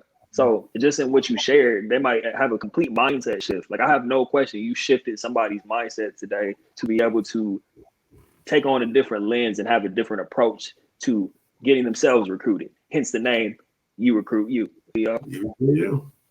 Yes, sir. I appreciate that, man. I appreciate that. I will say though, I was because I've been watching all day on my phone, the different interviews prior to me. And I'm like, man, this guy got me going last. I got to follow up. I got to follow up these guys. So, I definitely wanted to make sure I bring my A game for your listeners. But I love what you're doing too, man. It's awesome. So I appreciate you for having me on. But yeah, it's been great so far. Thank you, Kito. It's not personal, man. We just jumble the order up, but you definitely deliver. You brought your A game for sure, man. So with that being said, please tell people, I know we had it up on the screen, but can you please tell people directly how they can get in touch, how they can contact you for services, how they can find the podcast, all that stuff? Yeah. So we'll start with, the website, You Recruit You. They have it in the chat, in the comments. I appreciate that, but it's still, and I always tell people, you don't spell out the word you, it's just the letter U, and then recruit, and then the letter U. So yourecruityou.com. Same thing though with on social media, on Instagram, Twitter, and Facebook is where you're going to find me. It's at You Recruit You. But then as far as the podcast goes, depending on which podcast, your favorite destination, whether it's Apple, Spotify, Stitcher, TuneIn. But we have a new episode every single Thursday without fail. That's just more about me being committed to the process. There have been plenty of days where I'm like I really don't feel like recording this. Matter of fact, this week, it's Christmas. It was my wife's birthday this week. So the shopping and just life gets away from you. And it was like Thursday at like 8:30 at night. And I don't say it's to pat myself on the back, but it was 8:30 at night. And I'm watching the football game. And I was just literally saying, like, you know what? I can just get up first thing in the morning and record, the episode. No big deal. It's one day late. It's not a big deal. It's not going to be that big of a deal, right? But then I said, it's like you made a promise, you made a commitment to your listeners that every single Thursday you're going to have an episode for them. And, I want to try to do my work. I want to also just set an example. I don't want to just be a talker. I actually want to exemplify it in my example. So I recorded it. It got out. I think it was like 9:15, 9 o'clock on Thursday. But yeah, you can listen to Full Ride, the college recruiting podcast. If you just type in Full Ride, you'll see it. It'll pop up. But yeah, new episodes every single Thursday for you guys. And I really am proud of the podcast. And we really want to keep it growing. So you can subscribe to it. And if you like what you hear, keep coming back every Thursday. That's right, man. Kito, that's a perfect way to wrap up the show with what you just shared. How you could have let yourself off the hook, but you recorded the episode and posted it anyway, man. And that's why we're here. That's that athletic mindset tying into entrepreneurship. That's why athletes make great entrepreneurs. So definitely appreciate you sharing that. I appreciate you sharing everything that you shared, So with that, we'll wrap it up. Please go support, get in touch with Kito. Check out yourecruityou.com. Check out the Full Ride podcast, available on all platforms. Thank you all for being here with us today. This has been another great Athletes Entrepreneur panel, and we'll see you next month back with another fire lineup. Kito, see you soon, man. Thank you, my man. Appreciate you. Keep doing the great things you're doing. Yes, sir. All right, man. Be good.